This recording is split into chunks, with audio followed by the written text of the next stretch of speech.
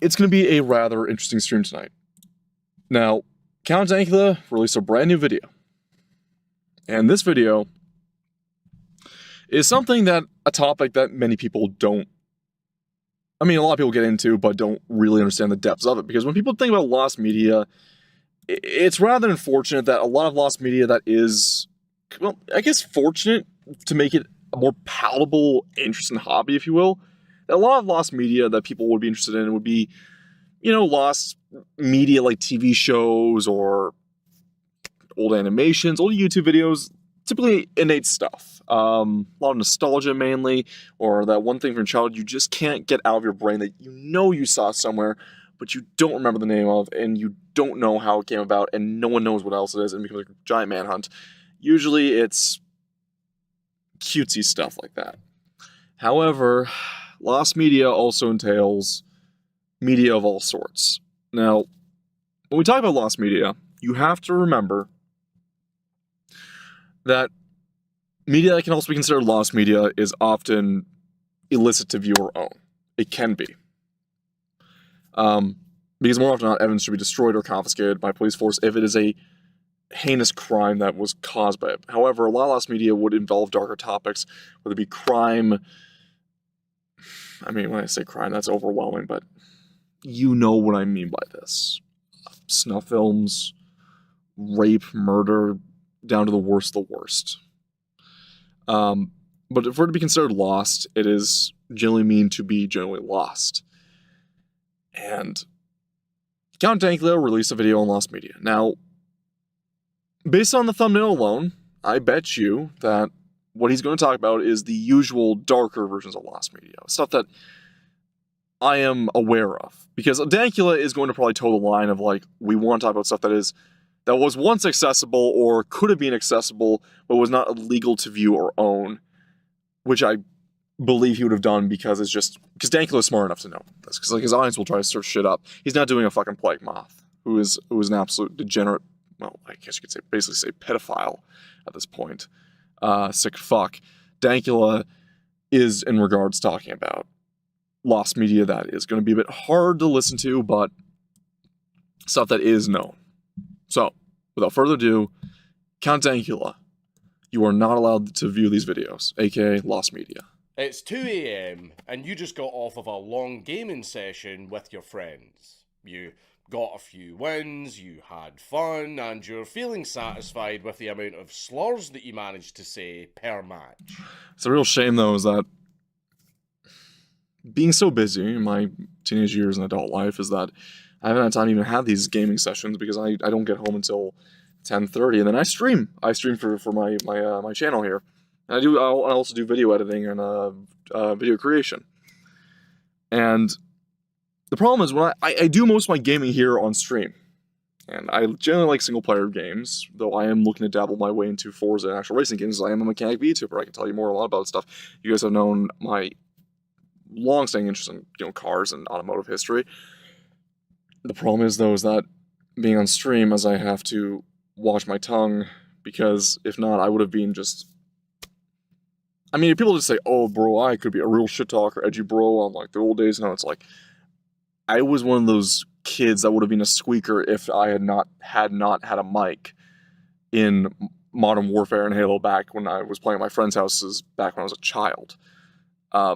I was like 5 or 6 when those games were run, and they had those games. I don't know how the hell they had them, but they were playing them, and I got to join in, but no microphones. But we played Xbox Live, and I learned all the slurs you could ever imagine. People just like things with the easy to go to slurs, the ones that really hit hard and can make a whole group chimp out, if you will. But my diversity of slurs is my lexicon of slurs is quite diverse, if you will.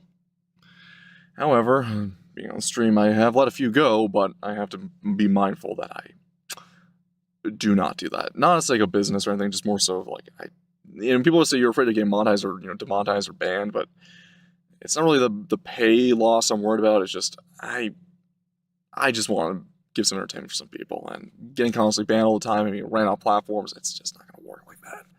Sometimes you got to be mindful and you got to know when to hold them, know when to fold them.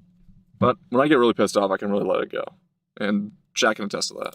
And you can finally go to bed, lie down, relax, and let the Sandman gently creep in, hoping that tonight's sleep paralysis demon is a lot hotter than the last one. You know, if I had a sleep paralysis demon or succubi come into my dreams, you know what I'd probably do? If a succubi, I'd probably end up killing it, because I'm not a fan of anything devil worship-wise, but I would say, though, that, you know, if I did have a figmentation of my mind coming here, it'd have to be an older woman, and I would have to say to her, can I just talk to you for a little while? I'm a little bit exhausted. Or can we just pillow talk? I don't want any of this sexy shit. I just want to be alone for a bit. I'm tired. But as you drift off, something stops you. Your brain starts itching like it forgot something important. You don't know what, all you get are flashes, blurs, and unknown voices. A clip that you maybe saw when you were a child. Why? I'm starting to realize this now. Dankula has a photo of Yakub in the back.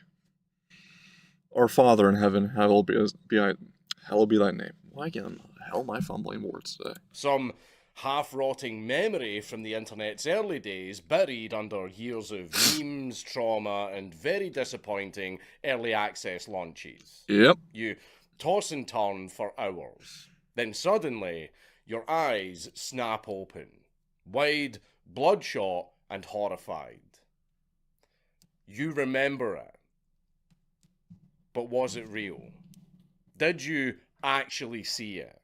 Was it a TV broadcast, a deleted video, a game, a voice recording, or did your brain just generate a fake Hello, memory? Flame. Welcome. How are you doing tonight? So we're watching Dankula's video about lost media, and I hope it's a little bit more than just the usual schlock of lost cartoons and lost TV shows. So you do what every single normal, healthy, and emotionally stable person would do. You grab your phone, flashbanging yourself in the process while trying to lower the light and read the time. It's 4:45 in the morning. You grab a Fanta from the fridge because it's time to do some research. One search becomes 10. 10 becomes a 4chan thread. The thread becomes an archived post from 2004 from a guy named XX Ratmolester 27XX, and then suddenly you're knee-deep in dead links, deleted accounts, missing videos, rumours, police reports, and people swearing on everything that is holy that they have also saw this video as well. Your fingers hurt from typing on the phone, and you're having to retype every single word because you are fat-fingering everything. Yep. You realise that doing it on your PC would be much easier, but you can't get up. It's bedtime. And that would also cost you precious research time. Now, before he gets into it, there is a piece of not really lost media, but there's something I have to wonder. There was a song used twice in King of the Hill. In season 6, episode 1, and I believe season 7, episode 1, Bobby Goes Nuts and Get Your Freak Off. And it played during the pillow fight scene in Bobby Goes Nuts, and it played in the waiting for admission for tickets during the Get Your Freak Off episode. And I'd have to play the song, but I've tried to Shazam, and I've tried many methods. And hell, I found forum posts, people asking what it is, and no one knows what that song is. I'd have to play a snippet of it sometime, but I don't know where that song comes from. It legitimately is a mystery to me, and I wanted to find out what it is, because it sounds like some sort of like 90s b-boy band track, and I honestly do think it's a banger to have around for like copyright-free music, but I don't know where it is. You're so close. You're almost there. And now it's 8:30 a.m. You need to be at work in 20 minutes. You stink of cigarettes, and you probably pissed yourself in the process of searching for something that you've just now realised is lost forever. You accept defeat and the fact that the further that you dig, the less it feels like nostalgia and more like you opened a door that you should have left very, very closed. The less you know, the better. Some things aren't lost by accident.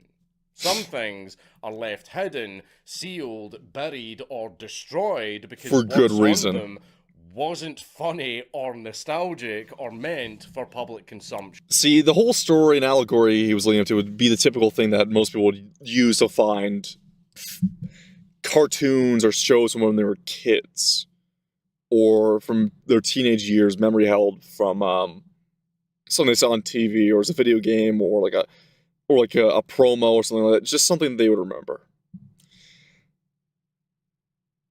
I don't think a lot of people go out their way to find shock, horror, gore, like actual snuff videos, because I mean it's illegal first off for the most part, to look for that shit. But it's just something you remember. But the reason why Dankula is probably doing this is he's going to lead into the actual dark shit that's going to be involved in this, which, hey-ho, we're here for anyways. Too tired to remember what you were even looking for to begin with, but you are still absolutely sure that you definitely saw that video or that image before. You are absolutely certain. Dead to rights. But it seems to have completely vanished without a trace. So let's go through a list of videos, images, or other media that does absolutely exist or is proposed to exist, but it is kept from the public or has been destroyed because you are absolutely not allowed to see it. Lost media. There we go.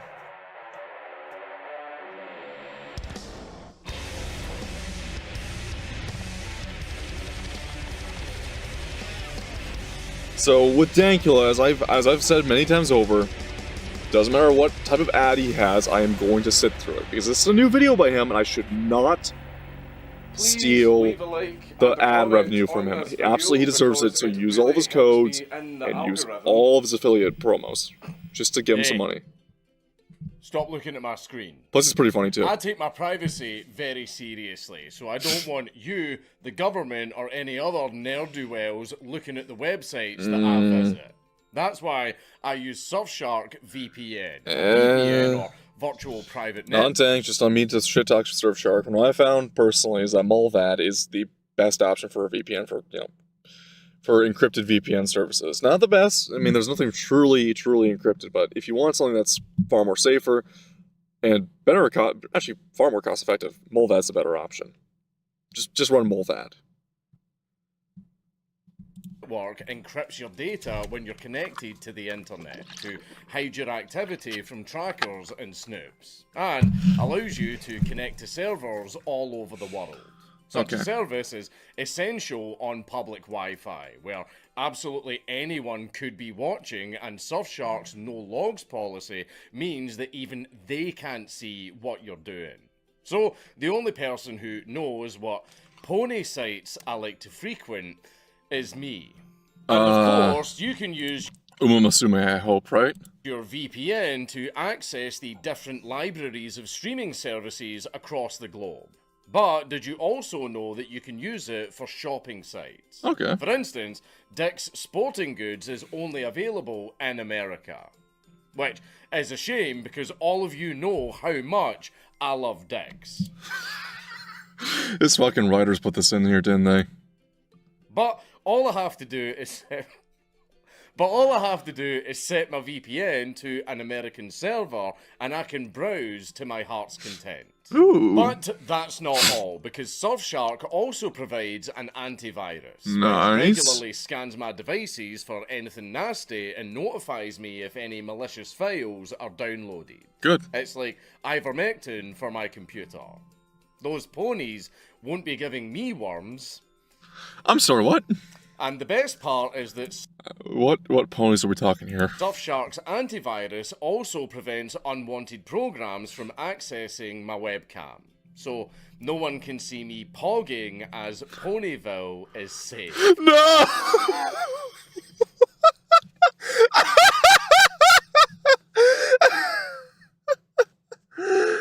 Oh, Christ, his fucking writers. So, if you want to browse safely, then And by the way, Dankula's writers do most of the ad rights for him nowadays, and fuck, they make him say some heinous stuff. out Surfshark, and you can install it on as I'm many so glad that devices as the Fume ad, they stopped the running gag of black licorice, because There's only so many times I wish to hear Dank say he's proudly blacked that I'm just at this point ready to just consider putting a bullhorn to my ear and just ending it all. You want. There's no limit. And if you have any trouble, there is 24/7 customer service and a 30-day money-back guarantee available. So click the link in the description box down below or go to surfshark.com/Dankula to get an extra 4 months free at checkout. Again, that is surfshark.com/Dankula for an additional 4 months free at the checkout. Now, if you'll excuse me. So use this code Dankula if you are interested in Surfshark. After all this, you truly are. Use Dankula. Give Dankula his bag. Give him his just rewards. His just dessert, if you will, for all of this content. I have some private browsing to do. Oh no. Now, just to be absolutely clear, today we are only going to be talking about truly lost media. Okay, good. As in, you cannot and probably will not ever see and should not this media. For the most part, I believe. For example, the original tapes of the moon landing don't actually count. Because even though the original moon landing tapes were actually destroyed by NASA... Why would you do that? I know about it. It still makes me say why would you destroy the original tapes? Is it the secrecy of how we got Apollo to the moon? So you didn't want the Soviets to cross-engineer or like reverse-engineer anything they saw from the tape? Okay, that's partially understandable. That being said, though, pardon me. That being said, this does not look good on the part for NASA. Is a little bit fucking weird, to be honest. Those don't count as lost media because you can just look up the moon landing on YouTube and watch it. Basically, if you can just do a simple Google search and you can see this stuff, then it's not considered lost media because it ain't lost. You can still see it. Today, we are strictly only talking about just media that does in fact exist or is proposed to exist, but it is either completely lost, or it's been destroyed, or it is purposefully kept from the public and has never been released. Right. So, with that out of the way... Yeah. Here we go. Now, Steve Irwin, as many of us have known, and I think a lot of people of my generation know Steve Irwin through reruns, and his death happened when I was young. So, when I say young, I was 4 or 3 when he died. I believe it's 4, between the ages of 3 to 5 when he died. So I heard about it in kindergarten, give or take. That being said, Steve Irwin, of course, my older relatives, cousins mainly, grew up with Crocodile Hunter and were inspired by Crocodile Hunter for a lot of different things, and mainly for jokes, but also Steve Irwin was the heartbeat of Australia after Crocodile Dundee, if you will. Like, Crocodile Dundee was the parody joke, pseudo action hero that was more of a comedy. Steve Irwin was the real life Crocodile Dundee, but he was cool. He was real. He was a real deal. And unlike the WWF, Steve Irwin's conservation fund, I argue, was probably one of the few eco funds I'd ever have any support for, and still probably do, because they actually did stuff in the name of conservation that did not inhibit humanity's growth and progress per their nation, and didn't try to kneecap their own nation. I have genuine, like most people do, when you look back at his legacy, and it could, yes, I get a lot of stuff is also for TV. Like when he was on Conan O'Brien, for example. Conan, when he had him on and he was presenting different animals. Steve always, loved his wife dearly. And you hear him how much he Even she spoke it off camera, like in interviews. But when she spoke like about him candidly, it was he really loved me, and he was a family man too. He did all the stuff for the camera. He was a wild, high energy, high octane guy. But Steve at day's end was still a family man. So the more you read into him and what he is, and not just like giving a complete whitewash to the man's legacy as like a complete saint, complete saint. I'm sure there are things about him that some people would throw shit fits, but I probably wouldn't care because the man has done more with his life's legacy than anyone could ever imagine. That I could, as you know, I'm very laissez-faire about, oh no, Steve might have had some views about stuff that would be offensive. I probably would agree with him on a lot of shit if it was offensive to most people nowadays.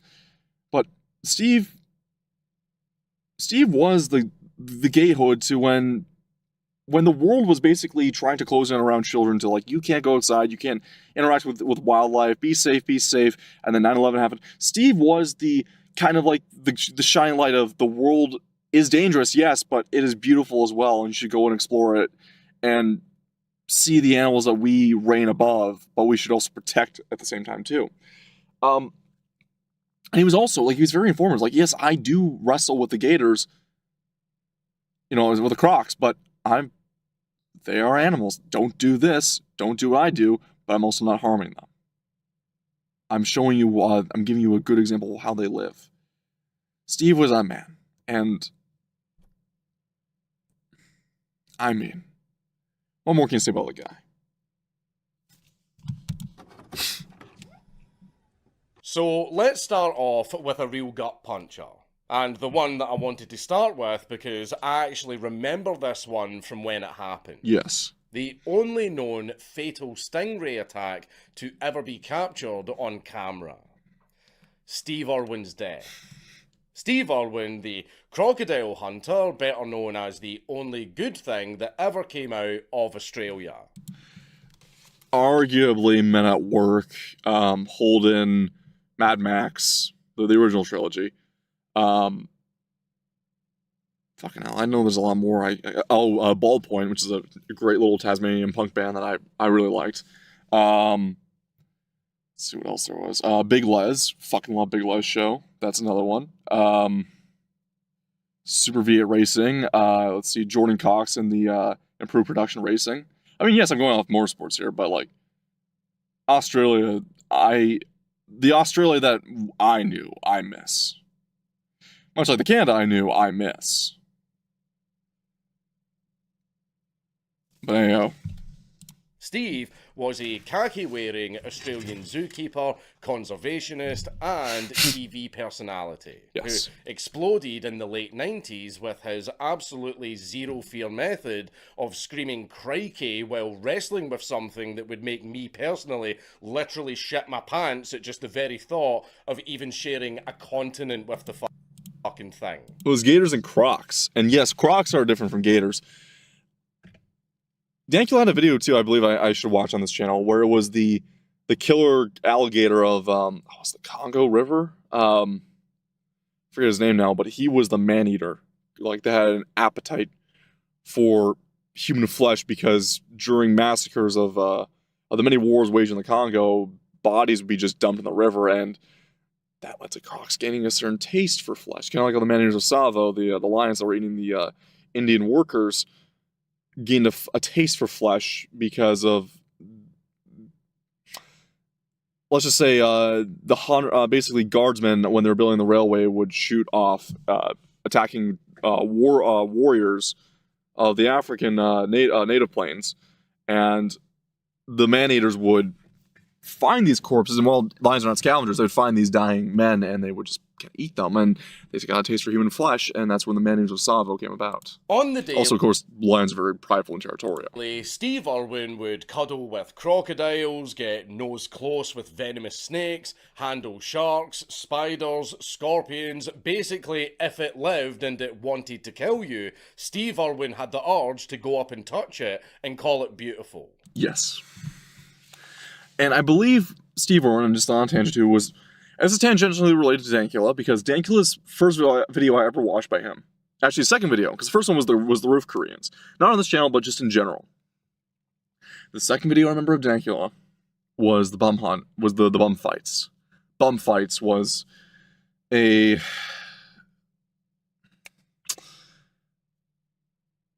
How should I put this? It was Jackass, but taken to an illogical extreme, but using unwilling participants, usually exploiting the needy and destitute. And Bum Fights 2 had the Bum Hunter, who was a parody of Steve Irwin.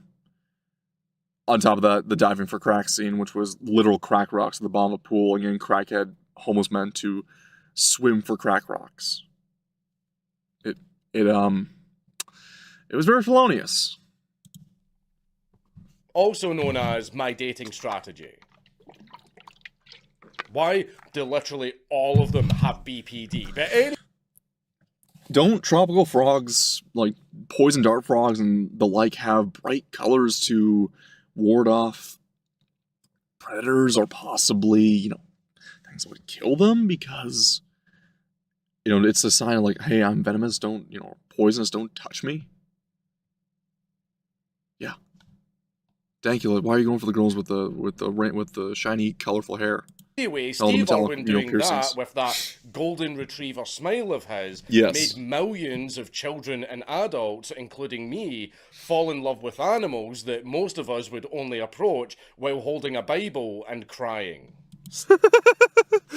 But yeah, no, he gave the right to conservation that I'm not a hippie freak or green freak at all. I believe there's a natural order of the food chain, but to conserve the food chain balance until a new apex predator comes along, because once again, species come extinct every single day. That's just the way nature is, and it's not because of men. It's not because of man or industry or progress. It's just because nature is the way nature is. That being said, though, I do appreciate that Steve shed light onto how crocodiles and alligators, both their danger, but also just their habits overall. And they are fascinating creatures, and most of the animals he covered are the dangerous ones are very fascinating. I think it was the birds, the magpie birds of Australia are the ones that he actually had a problem with because they were fucking assholes to him because they like to dive bomb you and peck at your head. And Steve got pecked multiple times by these things, and yes, he's still doing the Croika, I'm so they're a little feisty, aren't they? But deep down you can tell he's like, I want to fucking strangle you, you little cunt. Steve's show, The Crocodile Hunter, became like your average Canadian retard that does not live anywhere near where there's wildlife, who was the fake Canadian nationalist and like, well, I'm a Canadian nationalist, but not like that. Let's let all the immigrants in. Those types, would say, no, the Canadian geese is a really, it's a pride of our nation. Those birds, why are the Americans killing them? I'm sitting there going, yeah, kill those fuckers. Hell, I want to kill those fuckers. I want to take one of those fuckers by the neck and swing it around and throw it against the wall like fucking Gay Bowser, because those fuckers chased me all the time as a kid, and still to this day, I'm setting up equipment or doing jobs outside, and they come and they try to bite your leg. It's like, okay, now it doesn't hurt as much, but I'm like, I have half the urge to grab you by the neck and just chuck you, but there's so many poaching laws against you motherfuckers that I can't. And you shit everywhere with this toxic green shit that only stings but kills the grass. A global phenomenon. He ran Australia Zoo.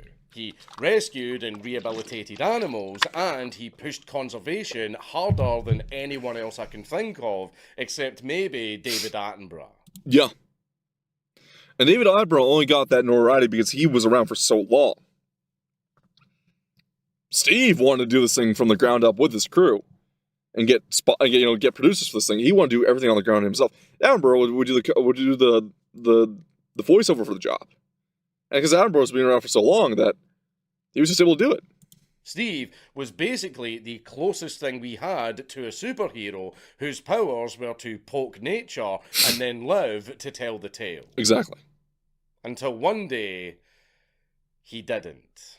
On September the 4th, 2006, while filming the documentary Ocean's Deadliest in the Great Barrier Reef of Queensland, Australia, Steve Irwin was in shallow water with his longtime cameraman, Justin Lyons, and a small crew, and they were all filming some stingrays. And considering that stingray fatalities are extremely rare, only about 1 or 2 reported worldwide each year, and also consider... You gotta remember too, stingrays are a weird species where sometimes because they hunt via the barb. The barb is their typical go-to. However, stingrays don't always fire their okay, venom. It's venomous. They bite you. It's poisonous if you eat it. So it would be a venomous barb that they would sting you with and puncture you with, or their fish with. Typically, it's the puncture that is supposed to be killing, and not all stingrays have the venom on them. But we typically think of a stingray as having the paralyzing venom on the barb. For the most part, though, stingrays are fairly calm. Like I get it because of Steve Irwin, their reputation absolutely tanked, but stingrays are just usually calm. They don't really bother you. Just kind of keep your distance, right? Like they're a big creature, but they're very indifferent to a lot of things. It's just, I want my food, I want to live the next day. I don't care what you are, just don't poke me. Considering that this is Steve fucking Irwin, it probably didn't seem like anything could go wrong. No. They had been filming a large short-tail stingray. And by the way, I didn't know they could get that fucking big. I mean, look at that bastard. Yeah. Short tails are massive, to say the least. And they were trying to get one last shot of the stingray swimming away. Then, out of absolutely nowhere, the stingray whipped its tail up and started shanking Steve Irwin. And if you don't know, Steve was actually above the stingray, and he was behind and above on a diagonal across from it. Like, diagonally above it, right at the tail. So, it was him chasing the bull's tail, and that was the problem.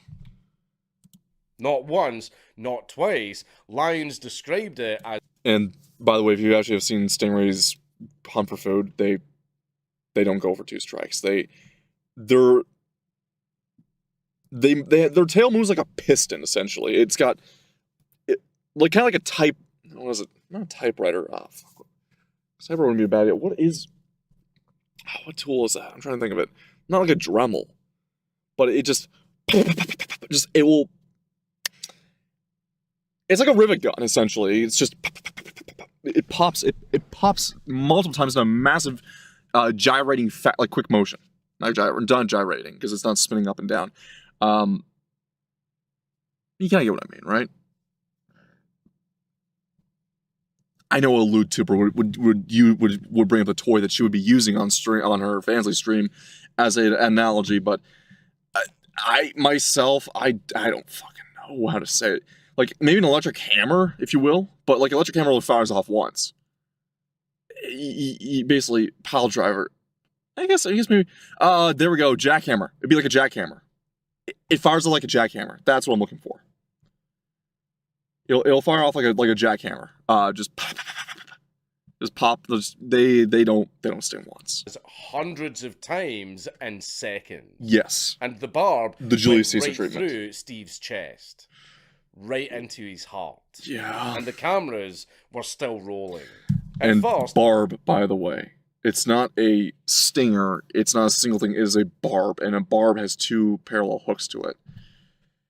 So it opens, it pierces in, and when it pulls, it rips and tears outward. It is violent, to say the least. Lyons and the crew didn't even realize how bad it was until he panned back and saw Steve Irwin in a massive pool of blood. Yeah. They threw him back onto the boat and put pressure on the wound, and then they tried CPR. No, and Steve, calm as ever, said, "I'm dying." That's actually, and I guess maybe Dank is going by the reference because there's a lot of stories about this one in particular. It's believed that the last 2 things he said was, 1, I am dying. That is known in a very calm voice. He also said it wasn't its fault. I think that one of the last things he actually did say was, don't hurt it. It wasn't its fault. Not saying Steve poked or prodded at it. It's just doing its own instinct. It thought I was a predator by accident. It wasn't its fault. it's him or then again, that could also be a canonized false version. And I'm not trying to go after the Steve Irwin font at all, mind you, but it sounds very canonized, almost sainthood for him to say that in such a matter when he was probably too weak to even speak that much anyways. He probably just said, I'm just dying. That's it. But it is a nice thought to think that he said that it wasn't his fault. And I'm not knocking Steve at all. Like, once again, Steve or his font, like, Steve Irwin is Steve Irwin. There is no other man that could replace him. Australia has not been the same since Steve Irwin died. And that was reportedly the last thing he ever said. Now, at the time, there were a lot of different stories going around of what actually happened. Yeah. More notably being the one where Steve Irwin apparently dramatically pulled the barb out of his chest himself. No. And that being the real cause of his death, saying that if he had just left it in the wound, then it would have stemmed the bleeding and Steve Irwin would have survived. But Lyons later said that none of the early stories were even close to accurate, because nobody that actually wrote the stories was actually there. And we still deal with this to this day. Remember, 6 years ago, Summer of Love happened. This is why I'm calling this stream White Boy Summer. And I need to remind you that it's been 4 years of White Boy Summer, and we should never go back to what was beforehand, because Summer of Love happened in 2020, and that was all over basically a man already having an OD on Fent, having a completely schizoing out, cops knowing this guy was a career criminal, and he was fighting, resisting arrest and everything initially, and he was going completely spastic, and they were worried he was going to be reaching for something, and it was an amalgamation of events that led up to what happened, that led to America on Fire, fatalities, and nearly the triple digits, cities on fire, billions of dollars in damage, fear, false canonization, a gold sarcophagus for a career criminal, everything of the sort. Journalists caused that too. They want to ram with the story, and they also had a narrative to push.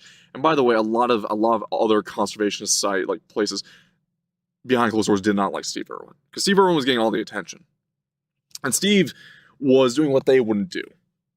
Get Olsakop as a bouncer at the sake bar as Floyd, at the same bar as Floyd. Yeah, exactly. Like, the whole thing, going back to Irwin though, is that Irwin had a lot of foundations that didn't like his, because Steve actually was getting shit done, but also Steve got a lot of attention, because Steve was willing to do what a lot of them other ones would not do, and get that close and personal, and have the personality. But like, he was basically multifaceted, talented in his pursuits, and that caused a lot of stir amongst other conservationists and animal groups. I mean, PETA to this day, of course, PETA still are just attention whores regardless, but they still to this day will fire at Steve Irwin every chance they fucking get, even if it's the anniversary of his death, birthday, or anything of the sort. They will still try to go after Steve Irwin regardless, because Steve Irwin, to them, was a man who could compromise humanity's growth and progress with animal conservationism, as opposed to being complete dictatorship over waving the environment, the planet over your head, but really fucking raping you over for everything you had. And PETA, as we know, just wants the world to go vegan, just as a general whole statement. Like, they don't have the government swaying power that the WWF has. PETA is just a fucking asshole group, but they are the punching bag whipping boy for me to bring up in this case. Steve Irwin,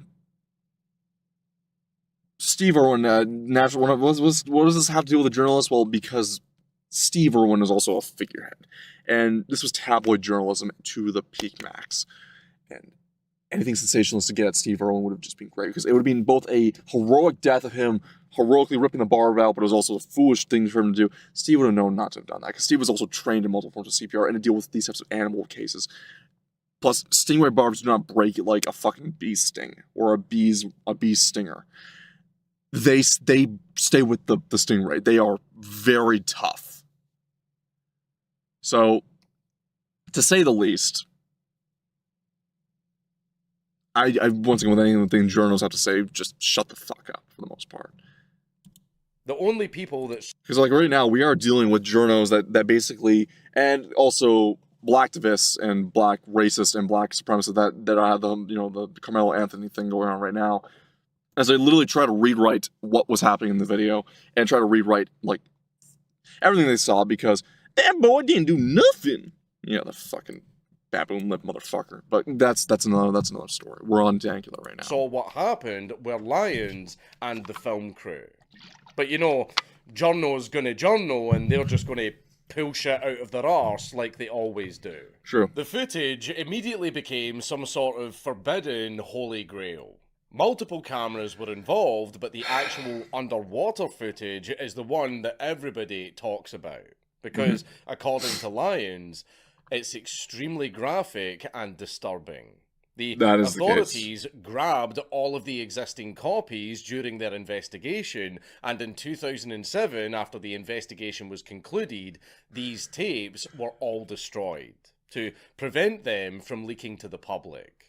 Except for one, which was given to Steve Irwin's widow, Terry Irwin, who said yes, that she has never actually watched the footage. And I will, this is one of the few times I will say I believe her. Because, once again, aforementionedly brought up, Steve candidly and Terry candidly, not just at memoriams or in the name of Steve and everything, from what also his children can remember, mom and dad were very close. Like, there was none of this, like, we're together for the cameras, Mike. No. When he said on Conan multiple times that, like, the comments he gave to his wife, he was infatuated with her. And she loved him dearly, too. Hasn't remarried as far as I'm aware of, and has kept the name going and the fun going in his name. They had something they set out to do, and that's a rare type of love you don't see anymore. And I don't blame her. I don't blame her. It would be too painful to even touch. And this was never confirmed by her, but it's also widely believed that she destroyed that copy. I wouldn't be surprised if she actually did. And you know what? I don't fucking blame her. Lions said that the footage should never be released. And I mean, yeah, no shit. I mean, he was there, he filmed it, and he watched his friend die. And then, years later, he had to watch the internet turn that tragedy into a fucking Easter egg hunt. Because a lot of fake leaked versions have been popping up for years. Every now and then, some fucking crypt ghoul would claim that they had found the real raw death footage, and it's always just some really shitty, edited clickbait video. There was a lot of clickbait videos. I mean, any form of, like, fucking tragedy, horror show, anything the sort has clickbait videos that are out there.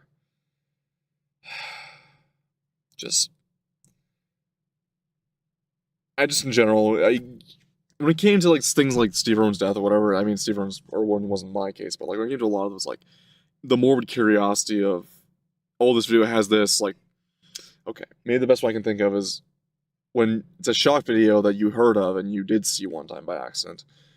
When I say by accident, you get sent the bait and switch. Ronnie McNutt would be one, for example. Everyone knows Ronnie.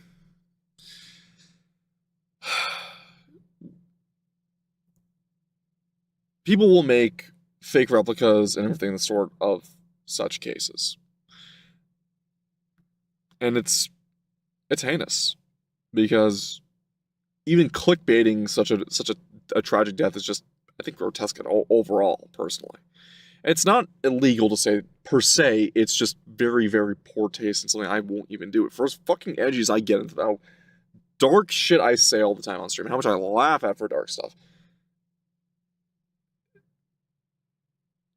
I don't. The people that do clickbait videos for the death footage of things that's a whole nother level of scum, because that's not even for a joke. It's just to make a quick, like, view and buck out of it. There's no humor in the matter. Steve Irwin spent his entire life surrounded by animals. True. Fat rolling around them like it was a Dark Souls no-hit challenge. And he was killed by one of the most commonly harmless creatures in the ocean in a freak accident.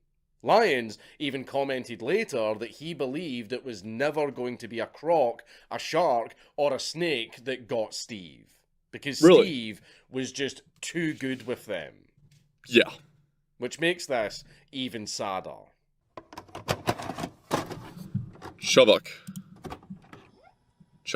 So a lot of lost media footage is caught by accident. Right. Something terrible happens and someone just so happens to be there with a camera rolling.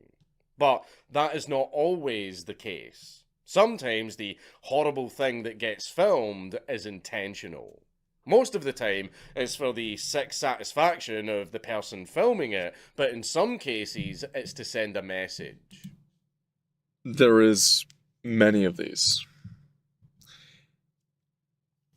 I think the last name, it jogged my memory for a sec, but I know the one he's talking about. And I'm not going to spoil it, but if you are familiar, people will sometimes film their own suicide as a way to send a message, or it's live streamed and it's just in the moment they decide to just go ahead and do it.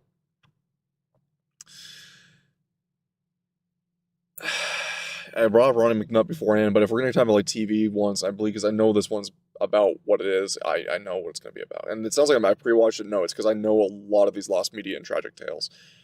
Another one you can think of is Bud Dwyer, because Bud Dwyer was the quintessential early shock tape that people would use to scare each other with. Now, Bud Dwyer, in comparison to, I hate to be this in terms of rankings, it makes me sound like a ghoul. And it's not like I view shock tapes willingly, it's just I've only seen a handful in my life, and by mistake or misfortune. And Bud Dwyer's isn't as bad as something like Ronnie's, but Bud Dwyer was, live on camera, was a shock to say the least, because to see a guy blow his brains out with a revolver, I'm not sure if it was a Magnum, I don't think it was a Magnum, but he popped his brains out on live TV with a revolver. Now, the jokes around it aren't usually at Dwyer's expense, because Dwyer was exonerated of what he believed he had sinned and was being kicked out of office for. Basically, they were trying to fuck Dwyer over, because he was actually a decent guy and a decent politician, which is rare to say about politicians. For example, Fannie Mayor empty, for example, what did you say? The GFL Girls Frontline Fannie Mayor empty committed suicide on stream. Yeah, that was a tough case. That's another hard one. But, I mean, any jokes usually around Ronnie are, not Ronnie, sorry, fucking Bud Dwyer. The jokes around Bud Dwyer are usually at the shock value of what actually happened. Because it was that jarring and traumatizing to see a man blow his brains out on television. It's not that it's not people are laughing at Bud himself, it's that, like, fuck it, Norm Macdonald, who's usually, and I like Norm Macdonald very much so, he doesn't care. When he had his brief show in that pilot episode he released, where he did the Bud Dwyer joke, it's funny. And it's literally verbatim what kind of, like, the same motion as Bud went through before he popped his own brains out. The difference is, though, is that it's not at the expense of Bud's actual legacy, because Bud himself, once again, it's rare to say this about a politician, he was actually one of the good politicians. Another one you can make fun of, and you can make fun of him because he was nuts, though he was also mentally unstable.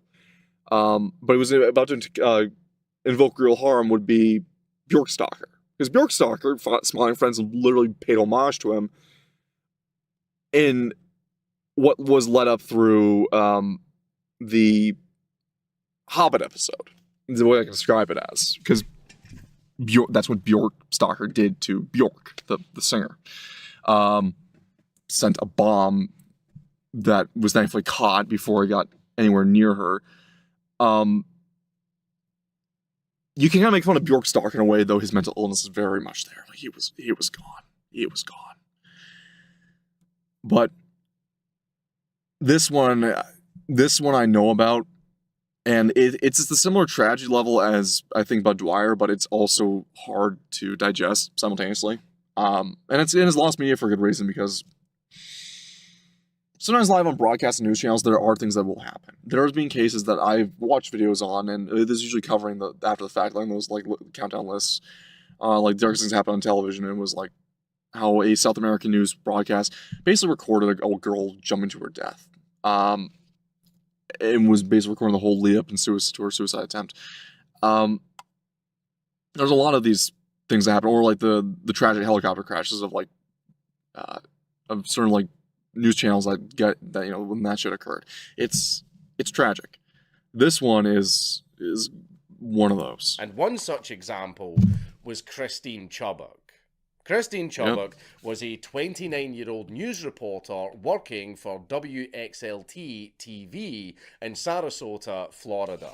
She wasn't some massive celebrity like our last entry, nor was she some international anchor with a giant desk and a state-mandated haircut. Yeah, exactly. She was just a local reporter on the morning show called Suncoast Digest. And local affiliate channels like this, they've all been bought up by the bigger broadcasting networks, but I remember the last few were around when I was younger. And they are very homely with what they are. And I miss them dearly. Doing serious journalism in a station that, like many others, was slowly realizing that the more blood, gore, and tragedy was thrown into the stories, the more people would watch them. This was the 80s, because in the 80s, you gotta remember too, in the early 80s, it was a reversal kind of with the satanic panic. There was a brief period of trying to be forced happy in appearance. And we need to be more cleanliness, cleaner with what it is. But the 80s was also coming off the 70s, and at that point, distrust in the government was hitting lows, but there was then a resurgence of patriotism. However, in the United States government, in the late 80s, there was back to the more grittier, kind of nihilistic approach to things. And yes, the American people were becoming more and more infatuated with, actually, the world over, not just, why did I just say American people, like, the world over was more infatuated with blood, guts, and gore, and all the horrors going on. Vietnam War is very, was very broadcast, was well truly documented and broadcasted, but the wars in the Middle East were starting to get more and more broadcasted as well, and they were very on the ground. And everything going on in Africa too in the 80s too. So there was a surgence, and also not to mention gang crime and everything spiking up too. For Christ's sake, the reason why the satanic panic even kicked off in the first place, people often forget this, was because of Casso. The murder of what's the 17-year-old boys? I know because it's from the song, because I listened to the song by Aesop Rock underneath the pseudonym Malibu Ken called "The Acid King." But it was Jared Casso had killed a 17-year-old boy and had done it in such a on narcotics and on LSD. He had done such a butcher job and hung himself, and he claimed that Satan told him to do it in the form of Crow told him to do the crime, but I just think the guy was just fucking trying to be cool. Led to the satanic panic with his actions, and I just think up until that point in the 80s, on a lighter note, Gothic Maid is a mecha anime movie that never got a home movie or streaming release because it was filmed in 12K and shit. Okay, that's very off topic, but yeah, that's nice. That's a nice flam. But what you need to understand is that in the 80s, it was a clash between, we want wholesome family values, but there was a driving need to release that pent-up surge of fear, of like, I want to see the world burn type mentality. Because the 70s grit never really kind of went away, right? And Christine absolutely despised that stuff. I can imagine she was frustrated with the whole idea of the more violent, horrid, and depressing the story was, the more it would sell. I mean, look at today's news, for example. Fucking hell. I mostly avoid reading it if I can, because I don't feel like making out with the end of a barrel at the end of the day. And worse than top of the news is often very skewed. You get most of the actual news from the local or like independent publishers that publish the crimes that go on the ground. If they do make it to large news publications, they'll try to, like, if it's a white person that got killed, they'll try to spin, well, why did he deserve it? Why did he was racist? They killed him for racial reasons. No, it wasn't racist because, well, you can't be racist against white people. Like, there was a whole bunch of shit that goes on. And Henry Novak Henry Novak and A lot of the other ones that happened in the past year have been just notable cases, but it's been it is truly depressing to look into. Like I'll cover news stories when I can every so often, but I really don't like doing it because not because I'm like I just don't want to deal with the tough stuff. I just sit there and go, everyone is staring down this barrel constantly, and I often stream after all the work is done of the day, and I have just to say, maybe just let me do my thing in my little corner for once. And if people come here and find that they can, kick their feet up a bit and rest a bit, that's what I'm happy to have here. But it is the world is really depraved, and it's more than just like, oh well, the internet opens you to the more depravity of the world. No, it is really fucked up. Like, society is sick, to say the least. Christine wanted to cover... Also, some weird convenience stores will happen too, whenever it's like, when the whites are getting a little bit of motion, like for example with Novak, or when it comes to like the Metcalf or anything, like Metcalf trial right now, conveniently, other degenerate shit will come up as a distraction for it, because people are starting, like, the British people are really starting to wake up and go full balls to walls against the British government for what they did to for what they fucked over Novak for, and the police force and everything. And then the news publications get flooded with Bonnie Blue's planned lineup of the most degenerate shit possible while she's pregnant with a mystery child that's probably the Antichrist, because she's a convenient distraction. Stories, community issues, doing some actual journalism. Not just talking about whatever corpse was dragged in front of the cameras that very morning. And behind all of that, she was also struggling with severe depression. And she attempted to overdose on drugs in the early 1970s, and reportedly referenced that often.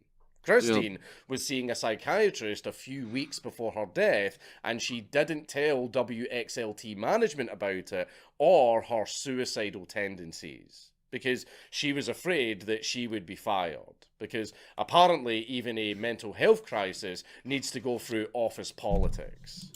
Yeah, fucking tell me about it.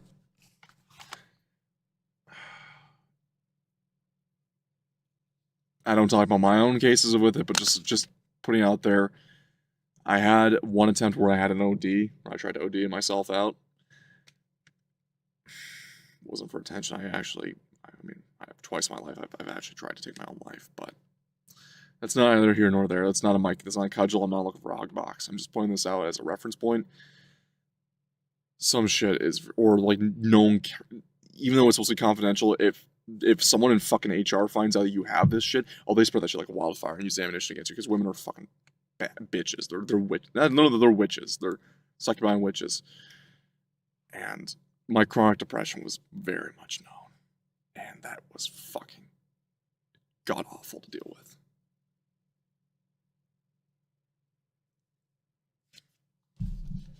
But hey, made me all the more tougher, and people asking, well, serious, why are you a misogynist? Well, I have many reasons why to be one. Guess you could say that was one of them. Oh, you're feeling like offing yourself? Well, here, let me give you another good reason to go through with that. Christine also struggled with social isolation and loneliness. She was turning 30 and was frustrated with her lack of close relationships. She had a one-sided crush on her co-worker, George Peter Ryan. Christine actually baked him a birthday cake to try and get his attention, then found out that George... Desperate girl, desperate measures. If something goes awry with this, she's out. George, that fucking man whore, was shagging sports reporter Andrea Kirby, who had also been one of Christine's closest co-workers. Basically, every little support beam that she had was getting kicked out one by one. According to news editor Rob Smith, Christine, just a week before the incident, brought a gun into the station and joked about killing herself on air. Rob reasonably thought... I usually don't take a lot of jokes seriously. But even when I was on that cusp of I'm gonna do it, I made a lot of suicide jokes as well. I never, or I said, yeah, it's like, some days you just want to just pop your brains out. Or it's like, I want to put my head through a noose, and this is actually very common with suicidal depressives, that when you get to that point, you start talking about it in a not an attention whore-seeking way. You hide underneath a good mask of humor, but deep down, you're getting ready to do it. You're getting ready to do the act. If someone's saying I'm having a break, like unless they're actually having a complete breakdown, but it's like the ones that constantly, what about my feelings? I could kill myself because of this emotional turmoil. This is typically with like SJRs or fucking women, and just like, no, we know you're not gonna do it. You're doing it for attention seeking. Because the guys you're talking to, like myself, who say that, and everyone hates us for saying it. It's like, I'm not being a fucking gatekeeper of depression. I know for a fact what happens because, well, the guys, those of us that ended up in that psych ward, who were in there for depression, sounded like that. I mean, you couldn't tell us any different on the street. Like, we were just guys, but oh god, we had that similar story to lead to what happened to us when I was in psych ward. That was no, never again. Thought it was just a sick joke, and she quickly changed the subject, which is the kind of detail that, in hindsight, is very alarming. But at the time, it felt like her just being dark and weird at work. Christine also hosted a party just a few days before it, and she seemed like she had a very fun time. But only later did people attending the party realise that this might have been her way of saying goodbye. Oh, Then, on the shit. morning of July the 15th, 1974, Christine was unusually insistent that she read the news herself instead of the usual morning anchor. Something that she had never done before. And during the broadcast, a film reel about a local shooting malfunctioned. Right. Which, in any normal situation, would be just an annoying technical fuck-up. But in that case, it basically became the perfect opportunity for Christine to do what she intended. So she moved straight into the script that she had prepared, and this is what she said. In keeping with Channel 40's policy of bringing you the latest in blood and guts news, TV40 presents what is believed to be a television first. She was long gone with those eyes. In living colour, exclusive coverage of an attempted suicide. Christine then reached into her bag under the desk, pulled out a .38 caliber revolver, placed it right behind her right ear, and pulled the trigger. Everything faded to black, then cut away to a public service announcement. Oh my god. And then to a movie. Of course it would. What the fuck else do you do when the literal fucking worst thing anyone in the control room could even imagine actually happens? Rain delay theater, everybody! Except the rain was the blood spatter and grey matter coming from her own skull. Live on air. And of course, viewers started calling into the station, wondering what the fuck they just saw. Some of them even called the police. The full unedited broadcast was recorded, including the suicide. But it has not been made public or seen since it aired. And for years, people argued about what actually happened to the tape. And I suppose, for the best, it's mainly due to that. I guess it was before there was mass archival, people recording from their own home of any channel they get their hands on, before that became its own hobby. Because Bud Dwyer's suicide would have been the same, would have gone through the same thing too, if not so many people were stuck at home because of the snow and were, well, had their VCRs on and kind of just left it on and saw Bud go pop. Or, tape recorders on. Yeah. I just don't know what else to say. Heyo. I guess lucky for Buttock is that she's only in infamy through word of mouth. I don't think I'd ever want to have my own suicide or my own death on camera personally. It's not ideal. June of 2016, it was confirmed that a recording of this still exists, reportedly being kept by former station owner Robert Nelson. And after his death, it was handed to a big law firm. And no, there are no plans whatsoever to make the tape public. However, just a few years ago, allegedly, we couldn't actually confirm this fully, but around 2021... If you guys have seen Letterkenny, yeah, you got him with the squirrely Dan. Allegedly. He fucked the ostrich, didn't he? Allegedly. You have to do it allegedly. Because it's never said in fact. And someone on YouTube uploaded what is generally accepted as the legitimate audio recording of that incident. So if you want to go and... Now, if you remember early YouTube, early YouTube was kind of an unfettered wasteland because moderation was not really, like, moderation bots weren't up to the standard we'd remember back in 2014-ish, if you will. Or was that its good medium between letting content slide through community reporting as opposed to moderation via only AI bots and through companies where it's kind of that good medium mix. This is before then typically, because that was, I mean, I think that'll probably be around that time because having audio only would just kept up longer. People have archived the actual video if it was on early YouTube if it was put up there as the full video. Listen to that. You know what? Just go right ahead. Because yeah, I'm go sick right and ahead. tired of telling all of you troglodytes not to Google stuff. And here's the thing too. I know it's the curiosity that kills the cat with a lot of shit, but motherfucker, I grew out of that curious teenage phase, and for good reason. I'm just like, you don't fucking look like shock stuff up or this depressing stuff up because, dear God, you do not want to just come out. You're not gonna come out the other side of it the same, right? Yeah, it was funny to have people talk about Funky Town in a way that was like, okay, it's kind of funny the way the memes have kind of been going on, but when you realize that people are actually looking at the fucking like shock video or trying to find the actual execution video, it's like, and these are most of them are kids, it's like, fucking do not do that, you stupid little bastard.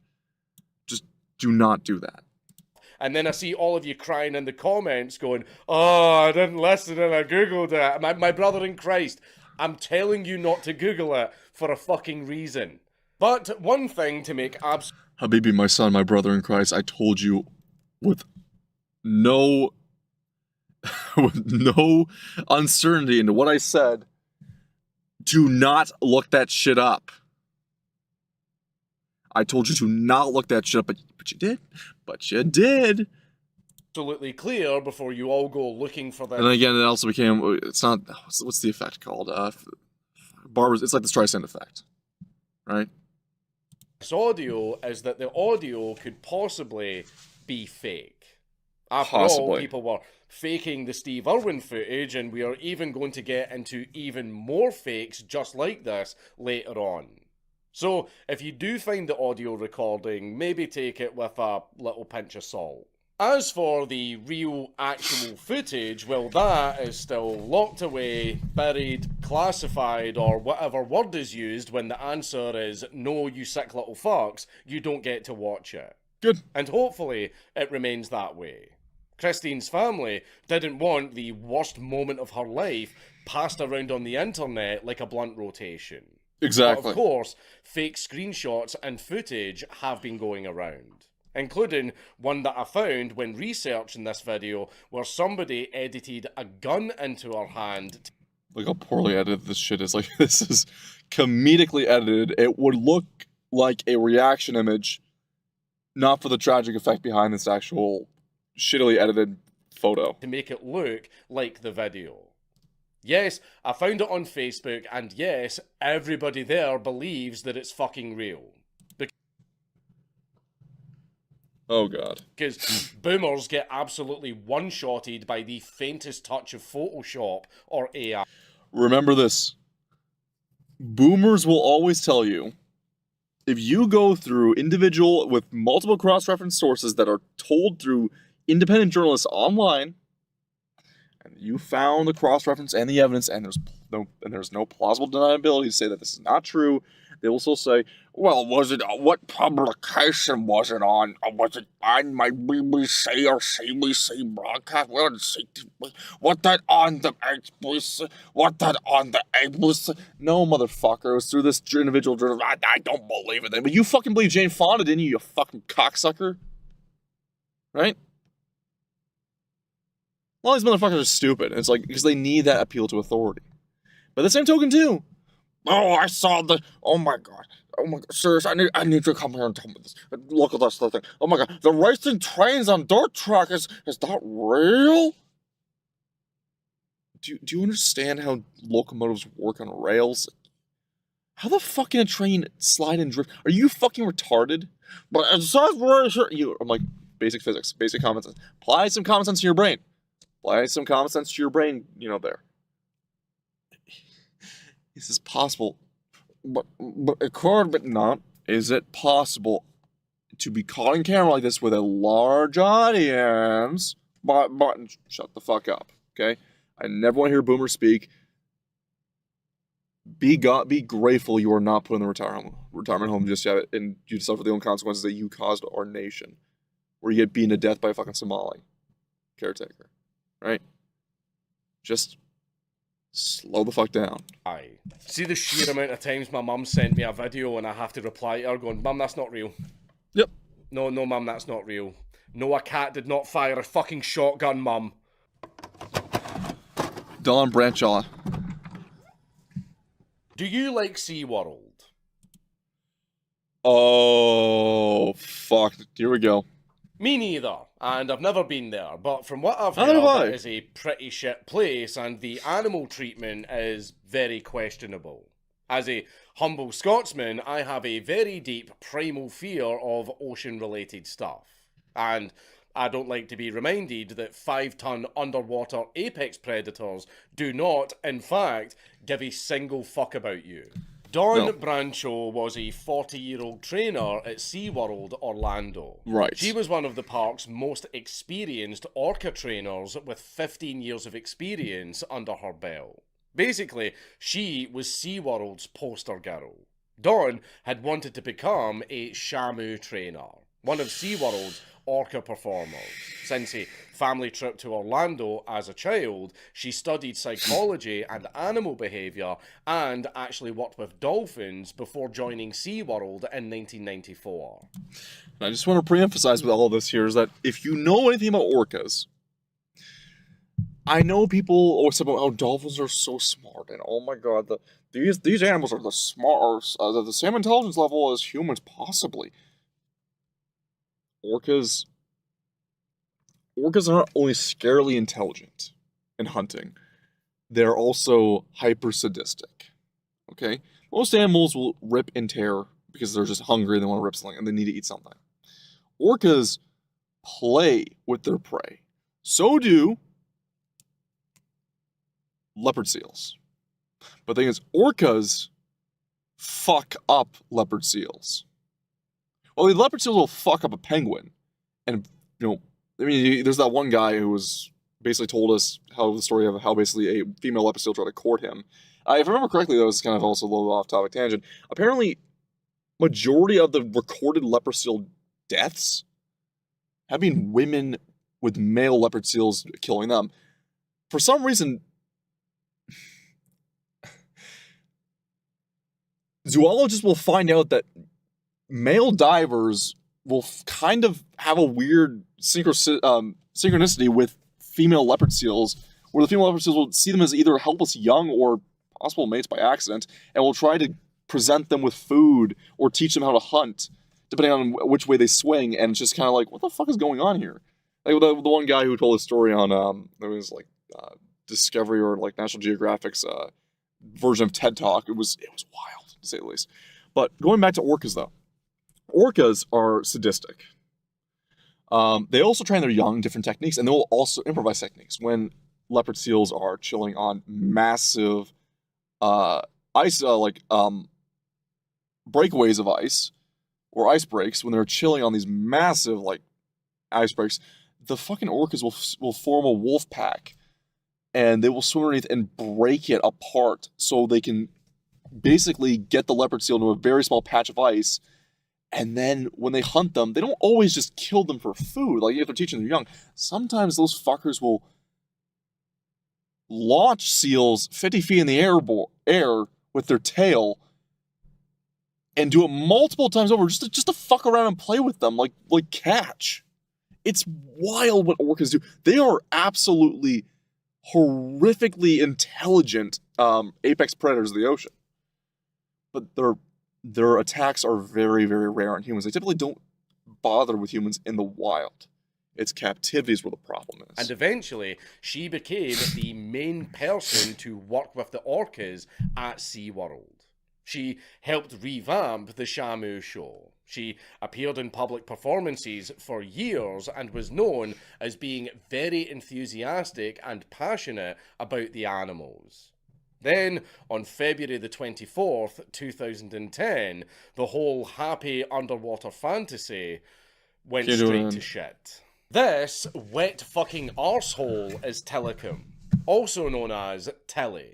An orca who was captured in 1983 off the coast of Iceland when he was only about 2 years old for the purpose of training murder dolphins how to do tricks and splash middle-aged single mothers and their kids.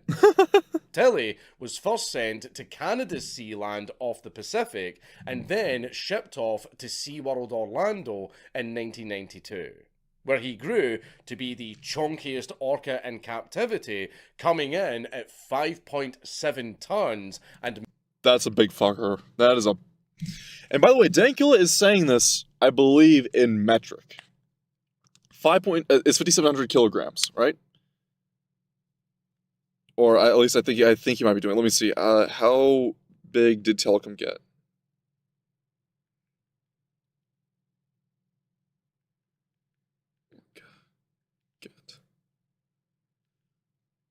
Hang on, we'll look this up.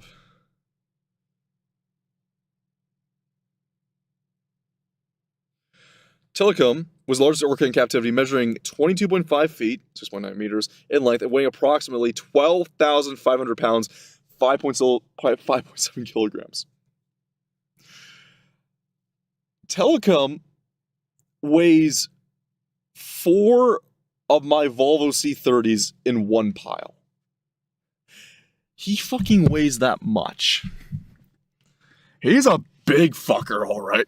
Measuring about 6.7 meters in length. He also had a collapsed dorsal fin. That you can see. You know that little fin that fish have on their backs? Well, his looked like a limp dick. Yeah. So that made him very recognizable.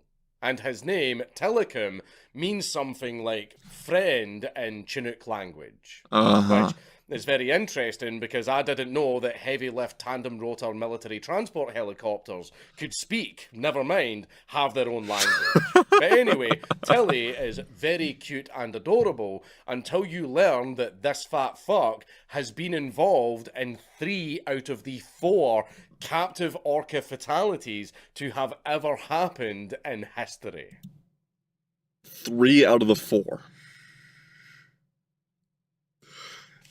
I'm a fat fuck. I like a quick fuck. I like my fin touched. I buy you a sick drunk. I'm a sick fuck. I like my fin touched. How are you gonna start a family when the spinal cord slipped? I'm sorry. I have to make the fucking joke. This motherfucker got 3 kills to his name. It is 75% of the captive orca fatalities? Before Don Brancho, Tilikum had already mauled 2 people to death. Kelty Lee Byrne, a trainer at Sealand of the Pacific, and one Daniel P. Dukes, a complete fucking idiot who trespassed into Tilikum's pool for what reason? For whatever fucking reason. So, by the time Don stepped in, Tilikum was already well known to be a bit of a cheeky and bloodthirsty troublemaker. So one day after the main performance, Don was lying on a slide-out platform. Right. Basically, a little ledge where the orca can slide his body up and out of the water during the show. Yeah. And she was just chilling with Telecom. Just where you see those videos of the orcas doing the tongue, like the tongue swaying their head around and flicking their tongue around. That's where orcas will typically do that. Rubbing him, feeding him, and doing the whole trust bonding part of the show. And everything was going dandy. Until, out of completely fucking nowhere, he grabbed her. Some reports say that he grabbed her by her ponytail, and others say that he grabbed her by the shoulder or her arm. Nevertheless, the result was the same. Telecom pulled her into the water. He then started dragging her pool to pool, shook her, rammed her, and started drowning her. Oh. And the other staff could do nothing but try their best to distract him with nets and food. Over the next 45 minutes, Brancho suffered multiple I'm sorry, 45 minutes? severe injuries, including but not limited to fractures to her jaw, her ribs, her vertebra. She had her spinal cord severed. Her scalp was Oh, that was a poor line on my part for the rap. Oh boy. completely torn right off of her head, and her left arm was also torn off. The staff then finally got Tilly into a small medical pool where he finally released the body. And of course, because this is a lost media list, multiple cameras all captured this horrific event. One tourist had actually Seemingly. been filming the entire show, but stopped just a minute before the attack happened. Either the luckiest or unluckiest timing ever, depending on how fucked your brain is. Imagine that. Well, it's also because when the attack was happening, they made sure to shut off their camera. Well, their camera was already off by the time the attack happened, but wow. As for why nobody else started filming the actual attack, I can't really say for sure. It was a different time. Because net virality was not... If you wanted to go viral on the net back in the day, or on YouTube, or anywhere on the net, you typically had to do videos of your own creation. Producing or recording horrific events was meant for mostly news broadcasts, was never really meant for anything else. Like to give to a news reporter. Or sell to some scumbag like tabloid. This online would have maybe been passed with some shock sites, but it would never really have been used per se by... Never would have been blown up back in the day, but as the internet became more watered down, flanderized, and got more normies on there, guess what became popular? And everyone wanted to get viral, and what was getting more viral was fight videos and knockouts and crashes and all sorts. And then we got the day where we have now, where people will record someone's last breath, and they'll be going, "Oh, what's that? Oh, damn!" I almost let that one rip. Or, yo, look at this shit. He was basically, I'm trying to do the Filthy Frank,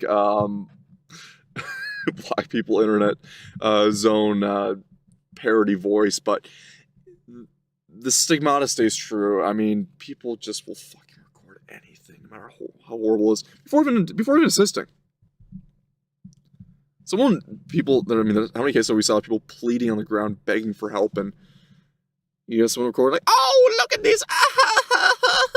They sound like, people chuckling and whatever in the background and yelling for their handle, and this guy's just dying in the middle of the road. It's horrible.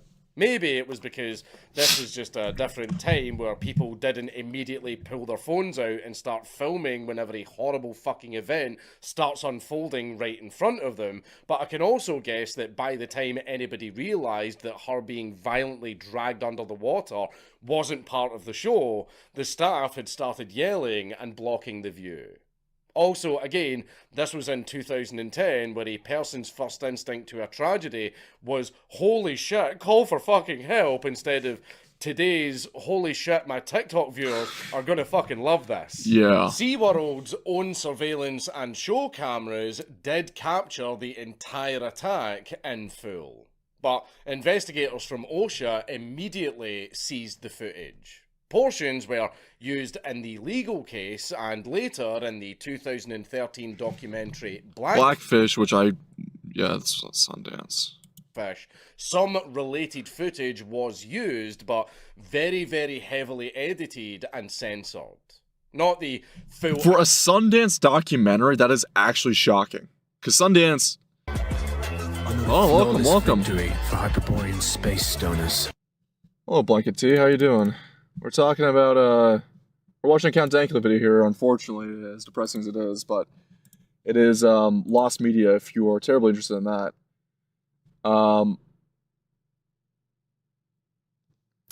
So, putting it lightly, I'm good. As I was saying, is that this is an oddity for Sundance, because Sundance, if anyone knows anything about Sundance, they are, Cuties was played at Sundance and was praised and awarded at Sundance, mind you. So to have any standards for a documentary meant to be shown at Sundance, that's pretty fucking shocking. Attack itself, because I'm good. Documentaries sometimes remember that they aren't supposed to show full snuff compilations. No, you aren't. As for the full raw footage itself, why are we getting shot? Never been publicly released, and Don's family fought very, very hard to keep it that way. I'm so lost. Arguing. So this is about lost media. This you stumbled in this countdown list of lost media that you are not supposed to see by Count Dankula, and this is about the Telecom SeaWorld orca attack. Basically, the video itself does not actually exist in the sense that it's been destroyed and hidden. It's confusing, yes. It's more of a darker subject matter, but this is not just this one. It's a countdown list of what goes on. Releasing the footage would be traumatic and cruel. And by the way, this is Dankula. And you know what? Fair enough. Yeah. I mean, I could play devil's advocate here and argue that releasing the footage would be a pretty good case against not holding dangerous killer whales in captivity and how fucked SeaWorld is, but the family said no. So that's a no from me as well. Thank you. And like the other entries, tons of fake clips and clickbait videos have been... I love your model so much, by the way. Thank you. I appreciate it. We are actually upgrading to a actual live 2D model within a couple months, hopefully this summer. My model artist and rigger is getting it set up right now, and when I find time, I will have it fully operational. It'll be an overhaul, but it is a slight changeover.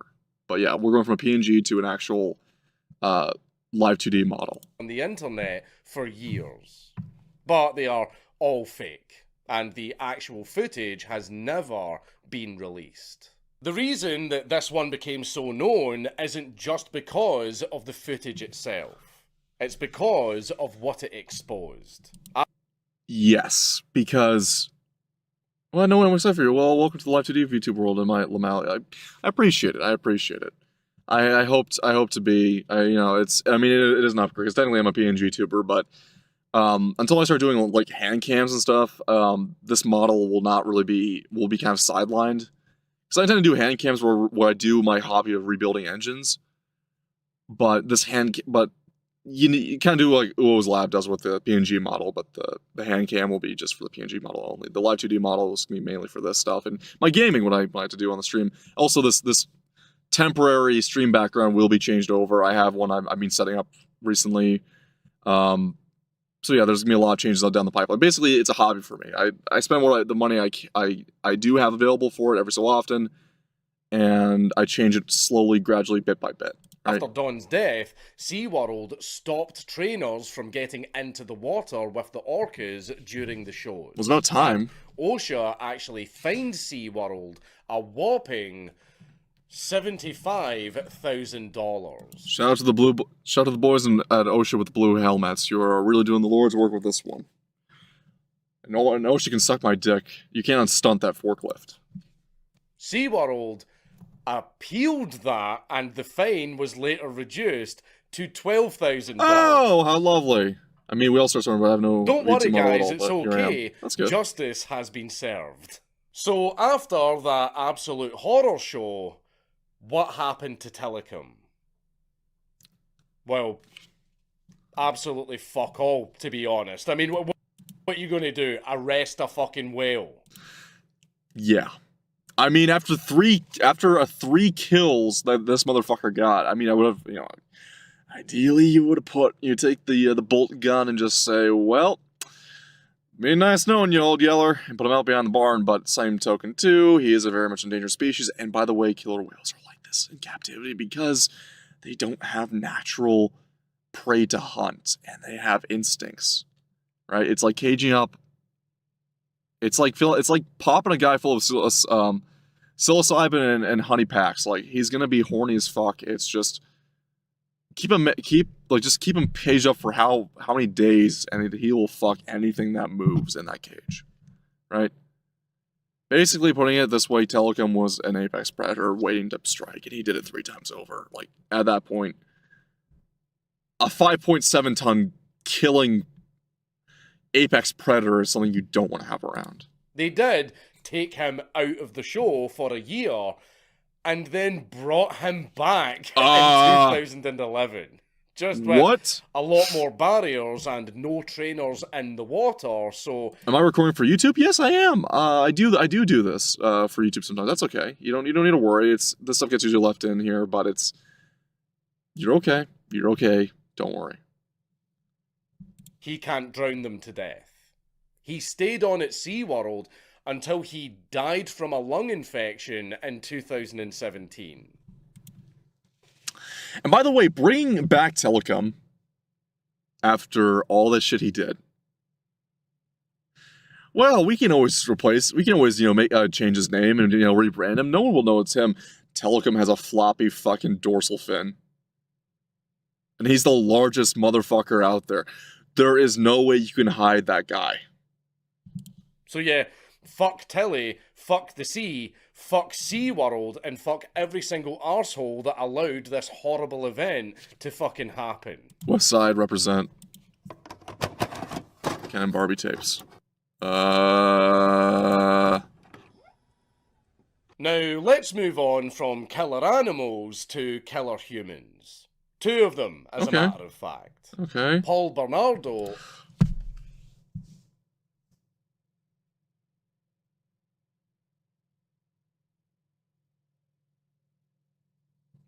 See,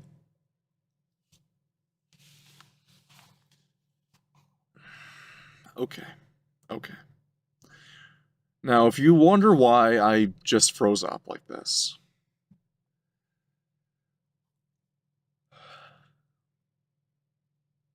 this is a Canadian murder case and one of the most notorious murder cases in Canadian history. It's also one that belongs to Ontario. That's as far as I'm going to say about it, because I could just dox, like, I could be doxed because of how, where this thing fucking happened. But, yeah. Carla Homolka and Paul Bernardo. This, blanket, it's going to be bad. Like, it is.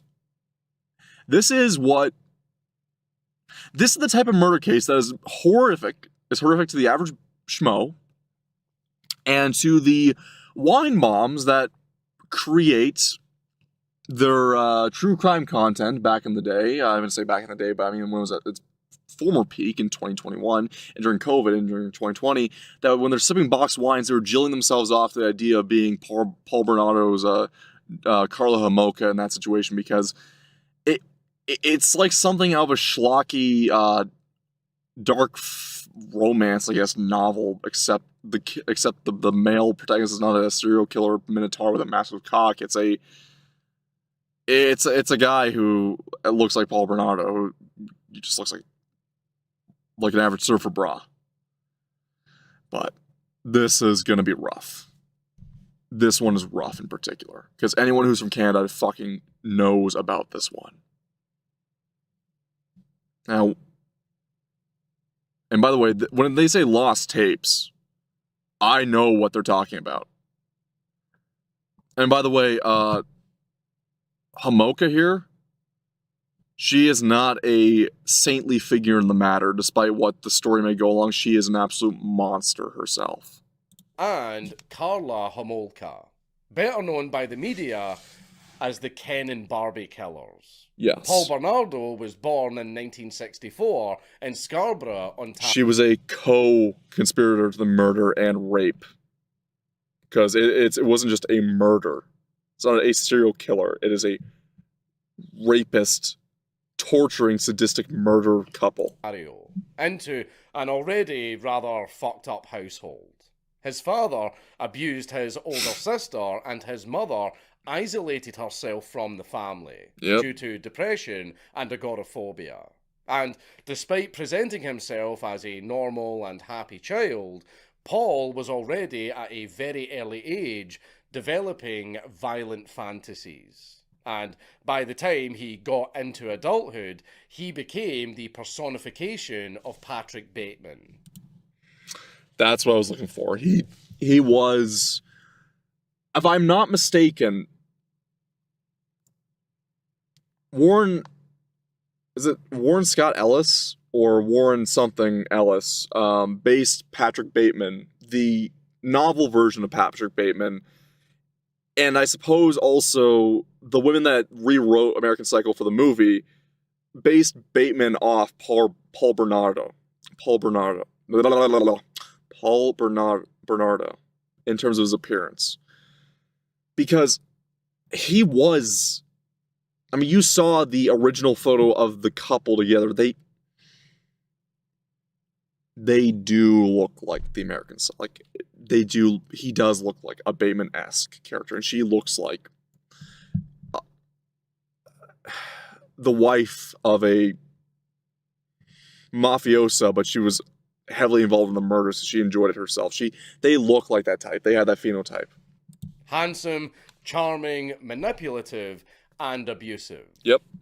But without all of the money. See, the money is what turns it from rape to just rough sex, in my opinion, for a lot of the women. Because not in the case of Paul Bernardo. I'm making a fucking joke here, but yeah, if he had the money involved, they would have probably not called it rape.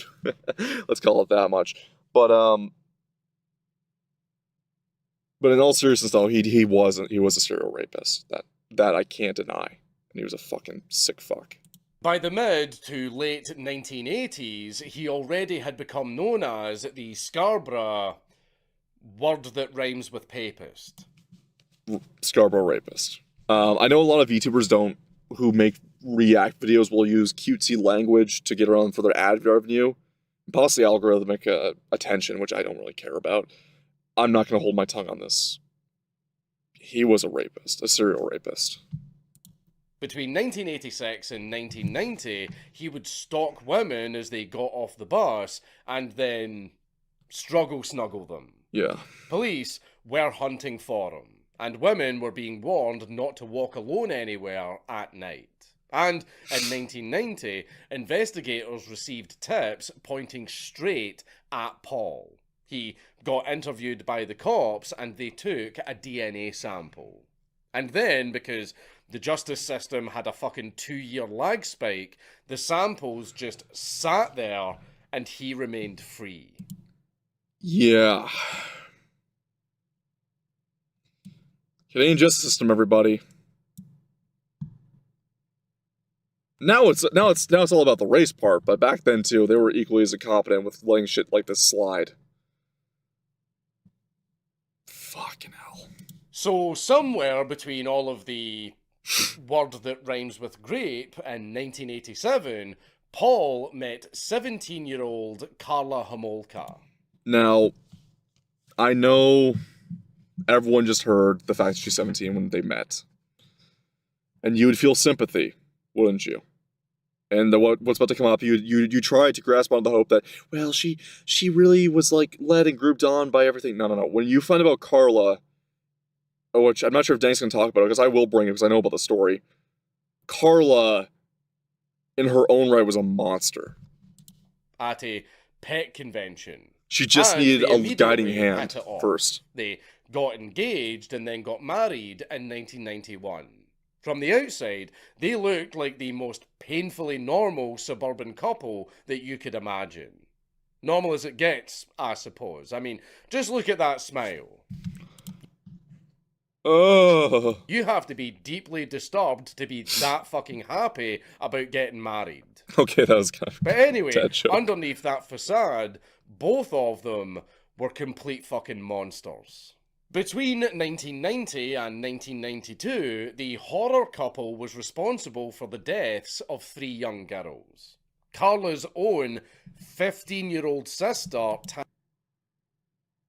Tammy Homolka, 14-year-old Leslie Mahaffey, and 15-year-old Kristen French. In French and Mahaffey, I believe, were the ones that they figured out how to find them. Okay, so let me break down to you the long way here.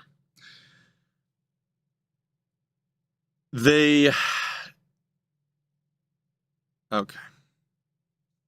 This is going to be me recounting true crime. I'm going to be putting the most blunt way, but also the most logistical, like the most by the books, surgical way possible.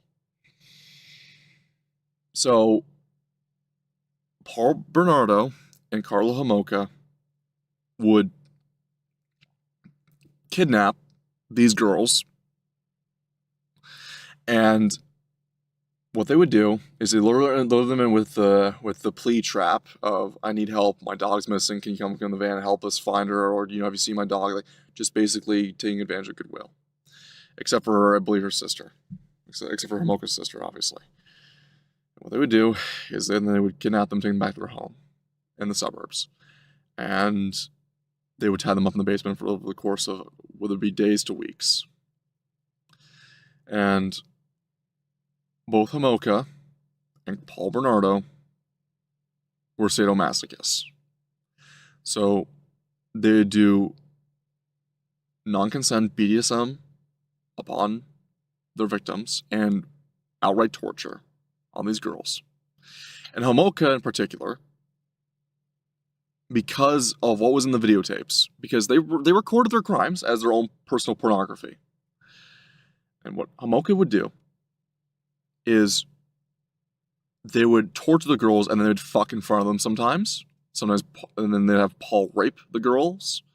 And Homolka would also rip out and shave the girl's head, and if not, sometimes scalp them by ripping their hair out, because she hated them, because in a sick way, she was also jealous that Paul was raping these girls, which took attention away from her. So a lot of the torture that was not done for sexual gratification, which there was, by the way, a lot of it was done by Carla herself, because she took her vindication upon these girls, that she wasn't getting all that attention from Paul. But Paul and her were into their own BDSM shit. They were into torturing these girls. And for Christine French, and I just forgot the name of the third girl, the middle girl, the reason why people were able to trace them back is because Carla squealed because of abuse on herself, though what she did was monstrous. No one knew until the trial and the deal was done, because I think Danks can get into that, because this is a known case. But Carla Homolka and Paul Bernardo would then kill the girls, and then they would chop them up. And what they would then do is get mixed cement, or go to this construction sites with mixed cement, or places with mixed cement, and then cast cement blocks with parts of these girls and dump them into Hamilton Harbor, which is an industrial harbor that's southbound of Scarborough. They would dump them in that harbor. And Hamilton Harbor was where a lot of Italian mobsters used to run out of from Canada, and during the Prohibition all the way up until the 80s and 90s of the John Gotti era. So it was basically a harbor of the dead. And it's a very industrial, murky water with a lot of heavy industry around it. So it's not a clean water. So when construction workers and dock workers found cinder blocks filled with cement and body parts, well, I should tell you what they found. Christine French, I'm not sure what happened to her, but I think the same thing happened, essentially. For Homoka's sister, I don't know, if I recall correctly, what happened to her body. But yeah, that's them.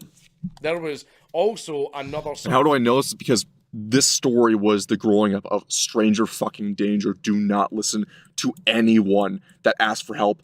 And this was also given to, like, I know these were teenage girls that happened to, but boys especially were taught as well, because if an attractive woman or a woman asks for help, even boys who may not even be of sexual maturity would also ideally be, well, I want to help the nice lady.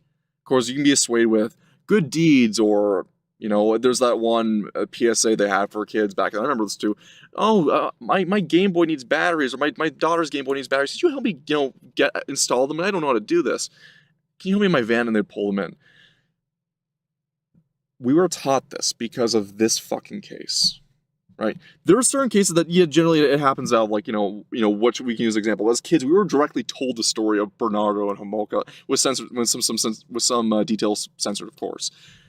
The point was driven home hard for us why stranger danger was real, because Homoka and Bernardo were that. Surviving victim known to the public only as Jane Doe, whose existence would not become known until much later.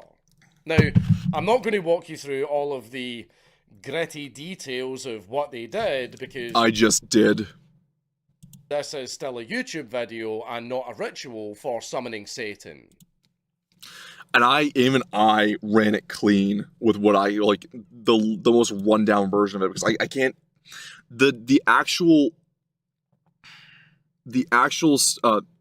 stenographer's notes in court of the details involved are so horrific.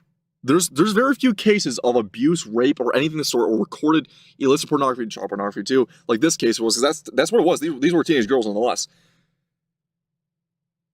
That stenographers will note not just the jury, but the judge itself upon viewing any clip of the tape, having gone pale in shock after serving how many decades over horrific murder trials. This one gets to them. This was our case of that, and it was fucking bad. But the important part for this video is that, yes, these pieces of absolute shit recorded a lot of the things that they did to these girls with a camcorder. Not everything, mind you. No. From what we could tell, they never filmed the actual murders themselves. But the 6 tapes showed hours and hours of abuse against the 4 girls. While all of that was happening, the police just kept missing them. They were questioned in connection with other investigations, and yet somehow they just kept getting written off as unlikely suspects. But then, finally, something changed. You see, Paul believed in equality. So naturally, he was not above beating the fuck out of and abusing Carla as well. And on December the 27th, he beat her up so badly that her co-workers became suspicious. They called her family, and her family came to pick her up and remove her from Paul. And they managed to convince her to file a statement against him. Right. Then, in February of 1993, the long-forgotten DNA test from 1990 finally came back and identified Paul as the Scabra Papist.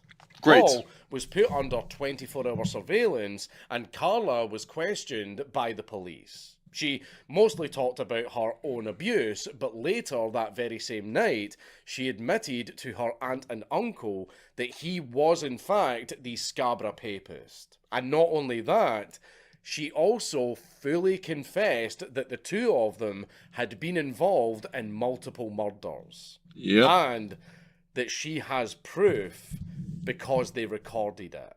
So Carla, probably seeing no other way out, immediately started negotiating with the prosecutors. presenting herself as a victim and an unwilling accomplice. And before anyone had even fucking seen the recordings, she was Because it would have seen what she was doing. She was not unwilling. She was enjoying it. offered a deal. Testify against Paul, plead guilty to manslaughter, and you'll serve just 12 years. Then the tapes were shown, and the cops very, very quickly saw that she was not just a helpless passenger on this murder train, but she was in fact actively participating in them and enjoying the ride, including all of the crimes against her very own sister. Yeah. Then Jane Doe came out and made this entire case even less dependent on Carla's words. Bingo. But by then, the plea deal had already been made. And that plea deal later became known in Canada as the deal with the devil. We call it the deal with the devil. Because it was such an oversight to not just sign a warrant to get the necessary papers for a warrant of the Bernardo household, that it let loose a she-bitch monster who, by the way,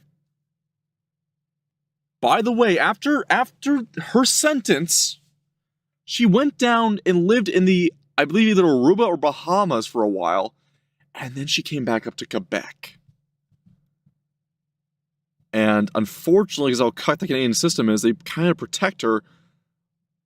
But she didn't move to Montreal, mind you, because Montreal's too expensive for her and her husband. Her current husband, she got married.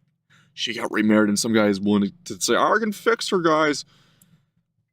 And I think they even had kids, unfortunately. How's that for no karmic justice? But I think they moved up to northern Quebec, where it's... Southern Quebec is known for being the more liberal side and the sway state of the province, of where the worst policies and worst people come from in Canada. Second to, basically on par with Vancouver and Toronto and Ottawa. Or when I say Toronto, I mean the GTA, the Greater Toronto Area. Northern Quebec, on the other hand, still retains the original foundations of Quebec, which was the Catholic roots. The Catholic, heavy conservative roots. And while the police will intervene to prevent,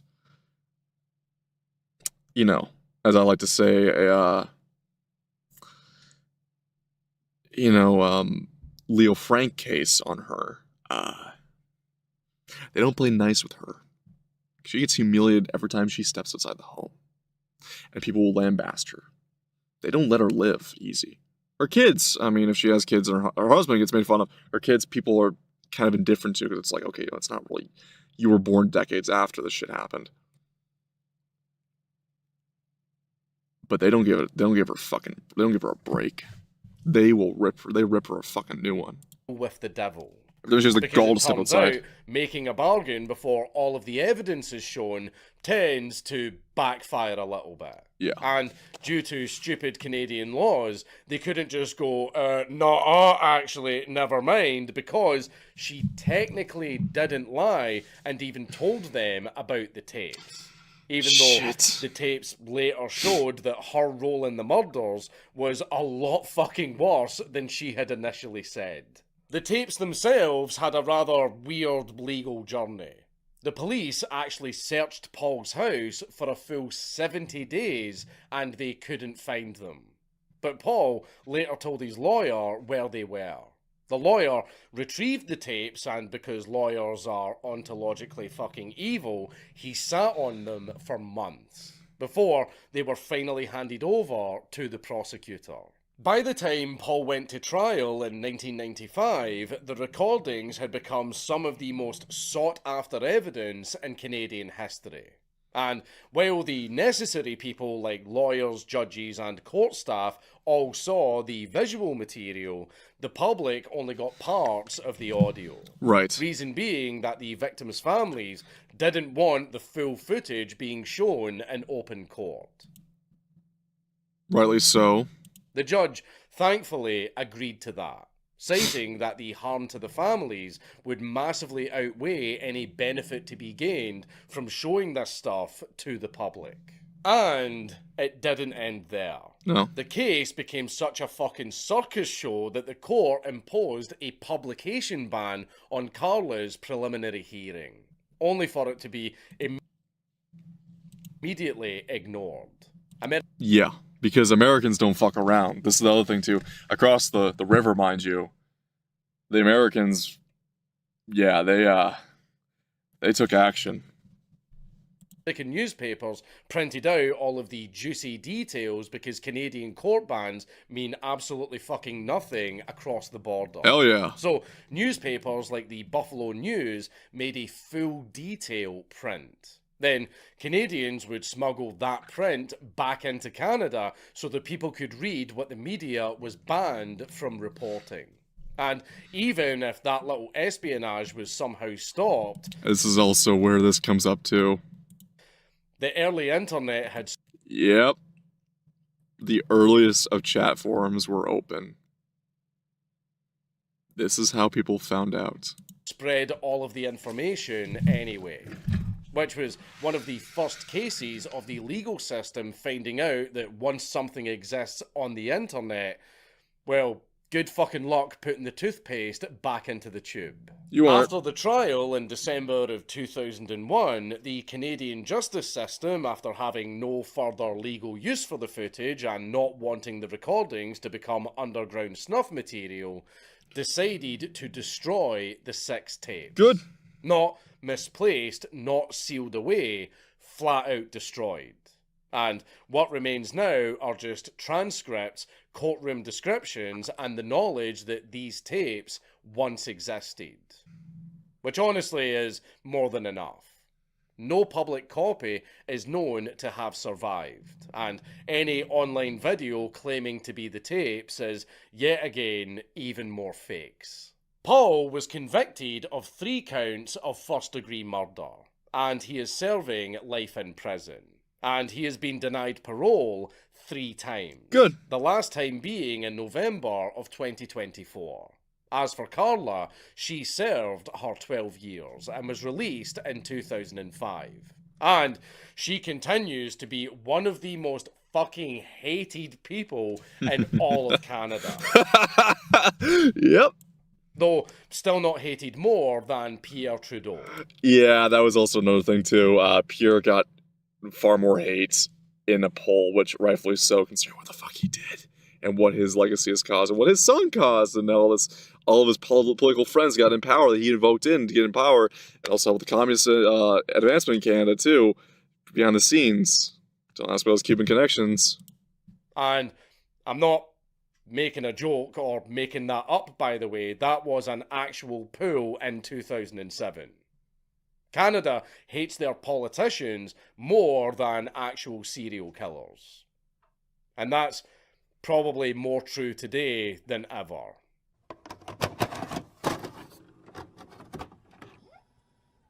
Now, after covering Canada, let's travel to Germany, where one man, upon discovering the internet and all of the Oh, by the way, yeah, the Campbell one, yeah, we, I think Dankula made a video on this one too, and everyone fucking knows about this case. If you don't, it's weird. very normal things you can do with it, like piracy, porn, and yelling slurs, while As Kirsten Verstahl would say, it is ethical cannibalism, apparently. That's what the people are asking for, ethical cannibalism. an anime profile picture, he decided to instead use that miracle of human connection to find someone who wanted to be eaten. And he's someone who actually has his very own Mad Lad video on this channel. Armin Meiwes, better known as the Rottenburg Cannibal. He was born in 1961 and his life looked pretty normal. He served in the German military, later worked in IT, and he lived in an old farmhouse in the tiny Lovecraftian arse-named village of Wustefeld. Ooh. Neighbours remembered him as very polite, helpful, and trusted enough to babysit children. Oh. And he also dressed up as Santa for them at Christmas. And evil does sometimes wear the skin of the most boring man. Oh, Because shit. underneath that very normal-looking exterior, Armin had developed very severe cannibalistic fantasies that he had had since early childhood. I'm sorry, what? In 1999, when his reportedly very controlling and overbearing mother had passed away, that fantasy that had been sitting in the back of his skull for years seemed to have moved right to the front seat. So, and here's the quandary I have to say.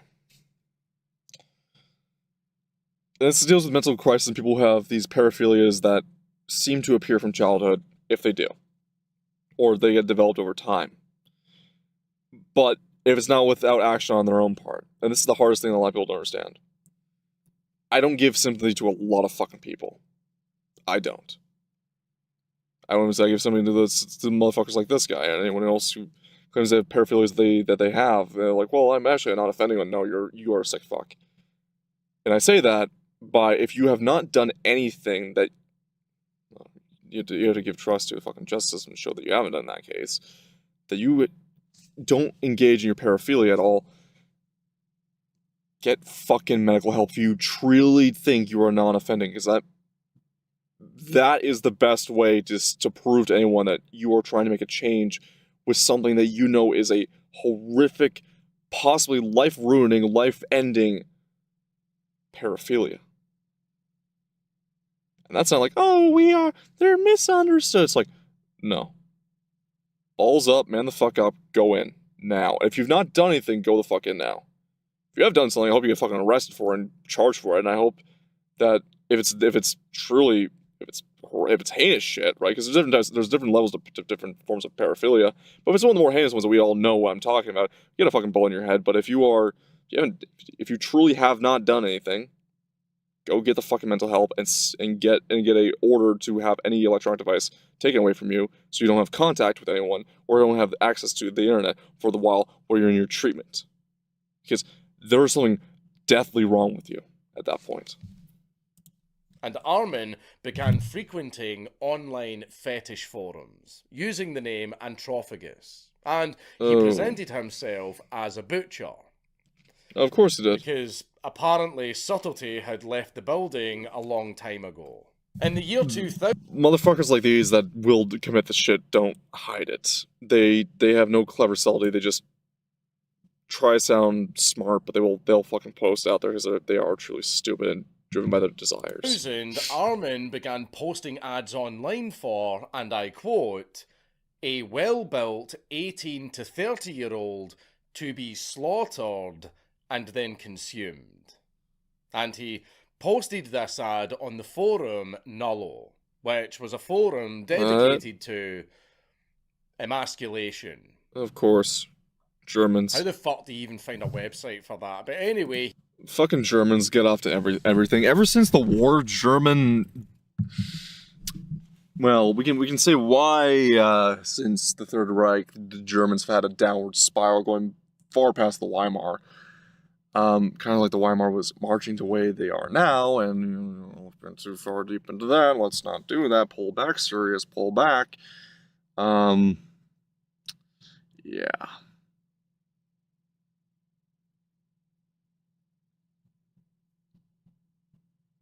You know, instead of eating shit and having women do disgusting and try to push disgusting laws for heinous crimes or decriminalization of terrible acts, and depending on your skin color, you can basically get away with raping a child in a pool. Ask how that one actually basically did. That one Muslim who claimed he had a sexual emergency and raped a 5-year-old boy in a public pool. What I'm trying to get at here, in Germans, if you don't know about this, is that you guys should start wearing Gott mit uns in your belt buckles again, and going to church. And, well, I just think you should go a little bit further to clean up the mess again, because you guys are in a deep shithole right now. He also posted this on other websites, including one called Cannibal Cafe. Okay. So, Because How is that not a fed honeypot? we are absolutely fucking doomed as a species and destined to burn in hell forever, a lot of people actually responded to these ads. But most of them backed out when they realised that Armin was not just fucking role-playing. No. However, one person did not back out.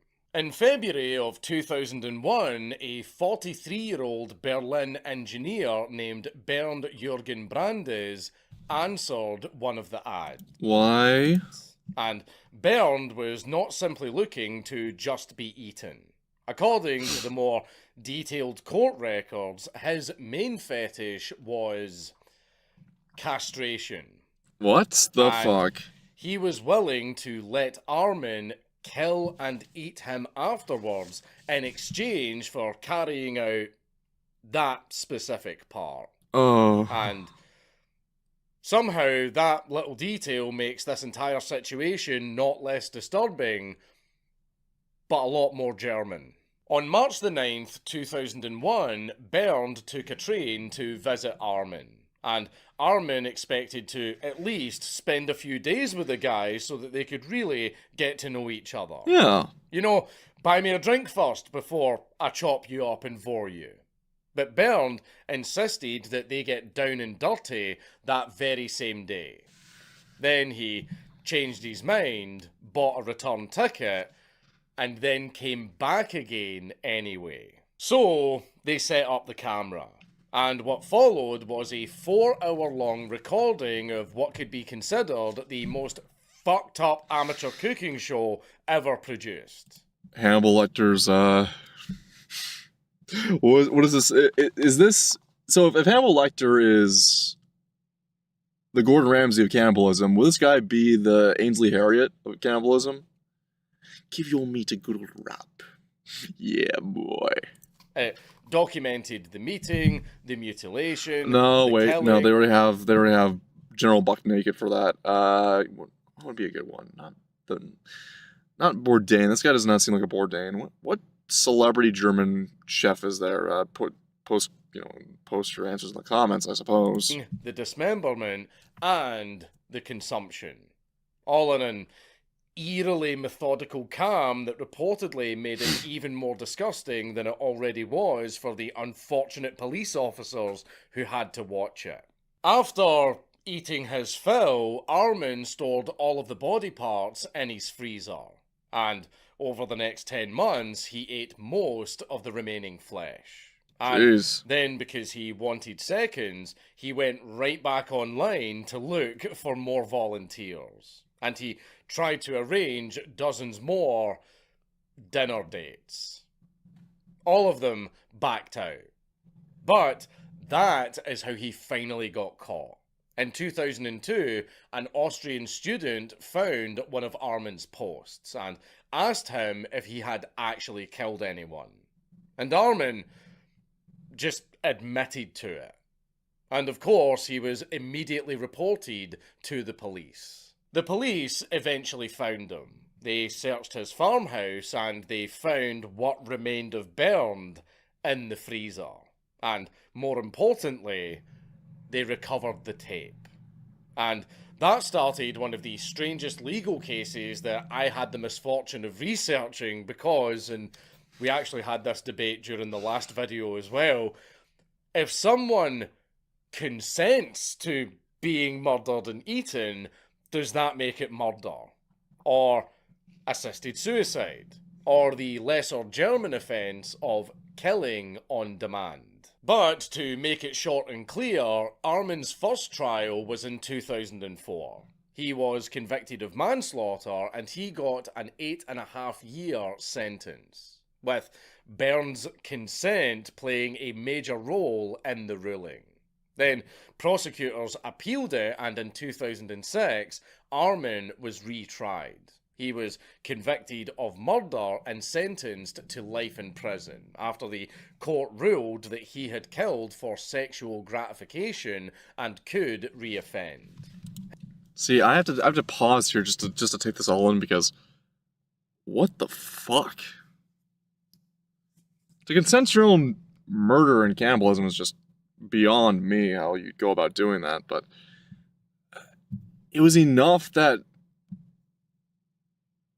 with constant consent and sobriety in the process that they don't know how to charge him for it. His request for early release was rejected in 2017 and again in 2020. And another request for early release is currently being dealt with as of recording this video. The tape itself, of course, was never released to the public. A 19-minute excerpt was shown during the trial, but the full recording has never been released. And like a lot of other videos on this list, all videos online claiming to be the Rottenberg cannibal footage are all fake.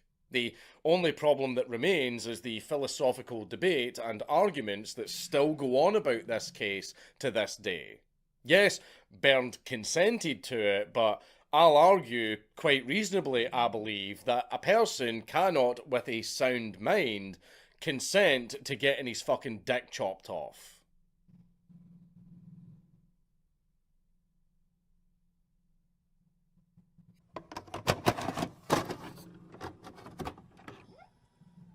Let's move on from a tape that definitely exists and absolutely should not be watched to one that might not even exist at all, depending on which dead investigator, Hollywood dirt digger, or FBI-shaped shadow that you want to believe. The JFK sex tapes. This one is going to at least after the past two cases, this one should be light enough to digest because, I mean, John F. Kennedy was a poonhound. Let's be real. I'm not going to spend 10 whole minutes explaining who the fuck John F. Kennedy was. No. Quick summary. 35th President of the United States, allegedly PT boat captain, war hero. Yeah. In the head in 1963 by Lee Harvey Oswald. And he treated marriage vows like an optional side quest.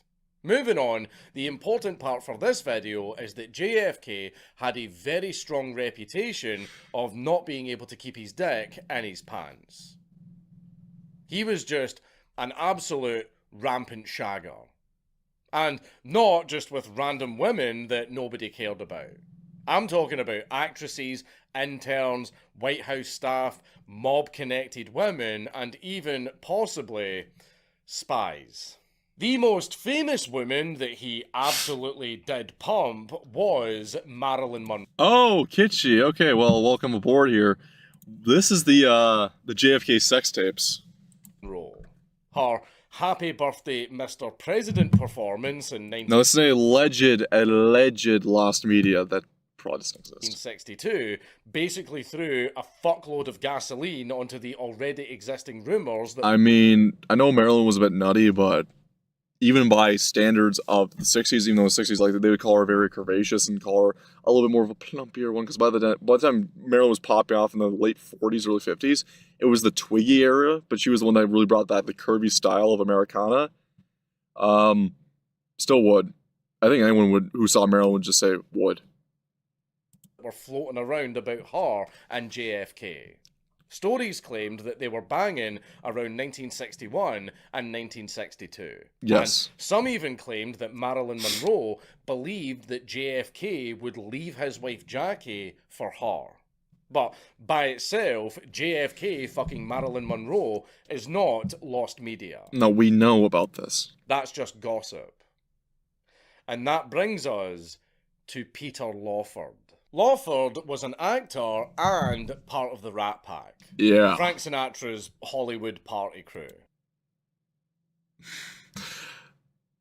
Fucking Sammy Davis here howling is pretty funny. And he was also JFK's brother-in-law through his marriage to Patricia Kennedy.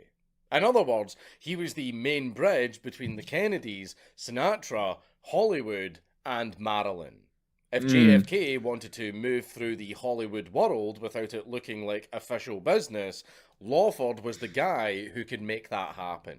Seemingly. And his beach house was rumoured to be one of the Kennedy Hollywood hangout spots. Then in comes Fred Otash. The guy... I mean, he does look like an informant, who gives this entire story. very much next Mediterranean European. Its actual lost media part. Otash was a private investigator and professional Hollywood dirt digger who worked around tabloids, celebrity gossip, phone bugs, and was generally very well known for being a walking wiretap. God damn. He worked with Hollywood Research Incorporated, a private detective agency connected to the tabloid magazine Confidential. And according to his story, he bugged Lawford's beach house and captured audio of JFK and Marilyn Monroe doing the dirty. That's the supposed big one. The presidential porno story that keeps popping up every few years. Right. This is the annoying part, though. No verified JFK and Marilyn Monroe sex tape or audio recording has ever been publicly released or even acknowledged. I just think it's all hearsay because even if JFK was moving unofficially with the Rat Pack at that time, the CIA and Secret Service would be surrounding his ass before the Israelis wanted him dead, mind you, because JFK pissed off a lot of people, including Mossad, mind you that, but I think they would have kept an eye on him at that time too, as handlers. But the unfortunate thing is that all I'm hearing right now, in my head, is the Clone High version of JFK, that voice, but with sexual grunting and moans. I can't do it. Like your funny words, Magic Man. Not a single one. Fred Otash's claims exist, the gossip exists, the actual chronological lore exists, but the actual recording itself is either gone, hidden, destroyed, or simply never even existed in the first place. Supposedly. The only reason people still believe it exists is because JFK's sex life was an absolute fucking security nightmare. Let's go through some of them. Oh, here we go. Judith Exner was a socialite who claimed that Frank Sinatra had introduced her to JFK, and later she became a go-between for JFK and Chicago mob boss Sam Giancana. Oh, lovely. And they also fucked. I mean, Judith and JFK, not JFK and Giancana. Ugh. Fucking hell, that'd be a juicy one, wouldn't it? But anyway, Mimi Alford was another girl, and she was a... Well, now we have actual live OnlyFans porno of gay senators fucking in the Senate of the White House now. So I guess there's that. 19-year-old White House intern who wrote about an 18-month love affair with JFK beginning in 1962. Oh, he was fucking. Mary Pinchot Meyer John was an artist fucking anyone. and a friend of Jackie Kennedy and the ex-wife of CIA official Cord Meyer. She was fucking JFK, and then in 1964, after JFK died, she was mysteriously murdered in Georgetown. Ooh. In a case that is still unsolved to this day. You think that's the end of the list? No. Well, it's fucking not. And stop underestimating the sheer shagging prowess of JFK. Priscilla Ware and Jill Cowan were two White House Oh, you know he was on the double team with them. secretaries nicknamed Fiddle and Faddle. Pretty good, actually, because they were so close to JFK and constantly following him around. They also were most likely fucking him as well. Marlene Dietrich fucked both JFK and his dad. Oh, Dietrich. Oh, Dietrich is that's a story. East German girl, celebrity, known spy. Angie Dickinson, Blaze Starr, Anita Ekberg, and notably one Ellen Romich. Oh no, it was Romich. That was it. It was done Dietrich. It was Romich. A German girl who lived in East Germany, and she was also suspected to be a spy. which caused a bit of a panic in Washington because it was the Cold War and JFK may or may not have leaked confidential information to this potential spy. All because he couldn't keep his bratwurst in his frying pan. Nope. So, after that little list, the entire sex tape rumour has way, way more validity. If you're being an absolute fucking poonhound like that, and you are also the president in the heyday of Cold War wiretaps, then someone is going to catch something. However, nobody has ever been able to prove that this recording ever even existed. But come on, we all know it's out there somewhere. Oh, it definitely is. And nothing bad ever happens to a Kennedy. That is the worst fucking JFK impersonation. Nothing bad ever happened. Fuck, I'm worse. I really need to work on that. I'm at this point now where my voice is too fucked up. Oh, here we go. Ooh. So,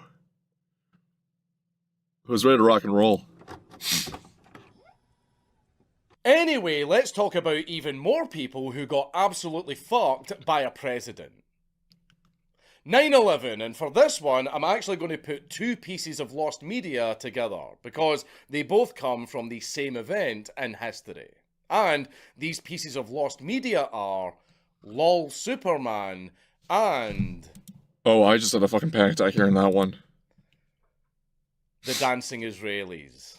So let's start with the dancing Israelis. Please. Feels like it all started with them, but anyway... I kinda did. Anyway, now I don't know if you guys have heard, but on September the 11th, 2001, there was this huge terrorist attack thing that made the world that we grew up in not exist anymore. And right after the first tower was hit, 5 Israeli men pulled into the parking lot of an apartment building in New Jersey, right across the Hudson River from Manhattan, where they had a perfect view of the spectacle. From there, the Israelis started filming everything from the roof of their white van. Now, filming the towers falling wasn't strange by itself. No, because, I mean, the thing with 9/11, you have to realize that the footage of the actual New York strike, because remember, the 9/11 had the four aircraft, and while it very much did happen, circumstances of what happened is weirdly concerning. Like, how everyone was just of importance was moved out of the Pentagon that one day, and all the files that had the audit that where billions of dollars went to was suddenly transferred the day prior to the side of the Pentagon where the plane struck. And that the Pennsylvania hijackers, when the passengers revolted, just opted just to nosedive it instead of going all the way to DC, even though they were behind a locked door. But for the New York strike, the footage, of course, the second plane hitting is everywhere. Everyone had footage of the towers collapsing, the second plane hitting. The first plane hitting was actually, by coincidence, by camcorders recording the New York City skyline. You hear a plane fly overhead very low. It's like, what the hell is that fucking noise? It's very loud. You look at me and see that shit. That's the only known footage we have of the Tower 1 strike. Was it South Tower strike? It was the first one that got hit? Or was it North Tower that got hit first? I can't remember, but it was the first strike. Fucking planet would have done so if they had been there and had a camera. But witnesses said that the Israelis were smiling. And in the 9/11 rubble, if I remember correctly, there was another angle that I'm not sure if Dank's going to talk about.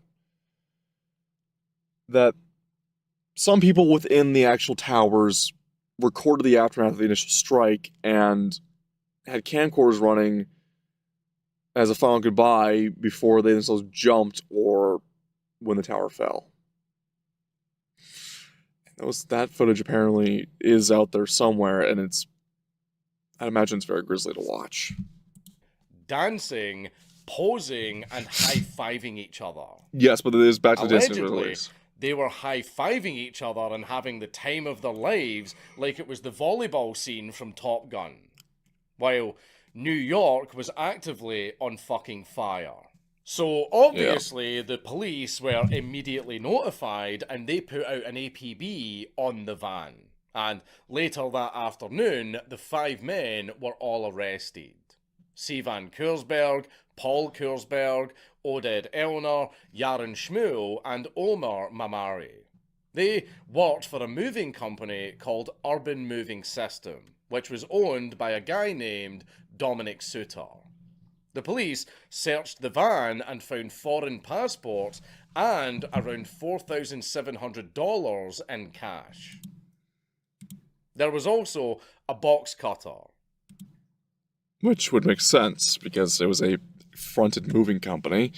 Now, there's also something I want to bring up about this Israeli story, is that what I always found retarded, and you often hear this, is that a lot of people outside of America will try to dunk on Americans for questioning 9/11 itself, surprisingly. They themselves always shit on the American government and American people, but when it comes to questioning the very government that they shit on, a lot of foreigners... Yes, Yellowstone.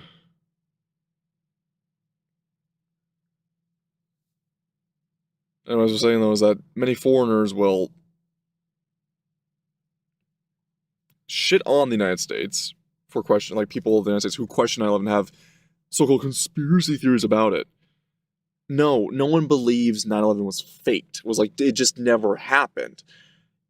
9/11 being set up and staged, that is what people are saying, and the evidence is very much pointing to either knowledgeable neglect, but more likely a lot of interior factors working with each other, with different branches of the same intelligence agencies trying to figure out what the fuck was going on behind the scenes, while the other branch of the intelligence agency was actively pushing along 9/11. It's a mess, to say the least. It's just I never liked when, especially because Brit Bongs are AI alive. Yellowstone, I hate to break it to you. We're talking about 9/11. Why am I going to answer a question about AI right now? Right? Do you understand maybe why, if you go to other channels, like why people want to get fed up with you? It's not because of the shit you say. It's just your timing to hijack the chat. Like, come on. Anyway, that's not the question to answer right now. We're talking about 9/11. Norm Macdonald's favorite holiday. My point being is that I never... You see this all the time, especially with the British YouTubers. They're like, "Oh, mate, how could they ever believe that this stuff could ever happen, mate? How could you ever believe that 9/11 was just not what it seems, mate? Oh, you Americans are so stupid." Did a plane hit the Pentagon? A plane did hit the Pentagon. Size of the jet, we don't know. Like, I doubt it. It's such a hard thing to say about the Pentagon strike, because there is no actual footage of the plane striking the Pentagon. The security camera has such a horrific angle, you can't even see the jet making contact. All we know is that conveniently, all the papers relating to the military audit was there. Because I remember the Pentagon strike. Okay. Well, if you remember that, then great. My point is just the circumstances. But I barely remember. Okay.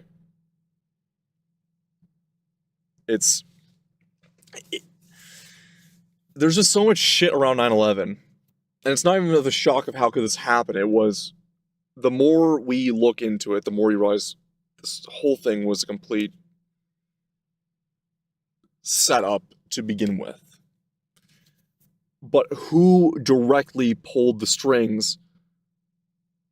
And there's a plane in the White House. Yes, I know about the Pennsylvania, the one that didn't reach the Pennsylvania passenger revolt. But there was so much shit involved. We don't know who's pulling the strings of the true operation of 9/11.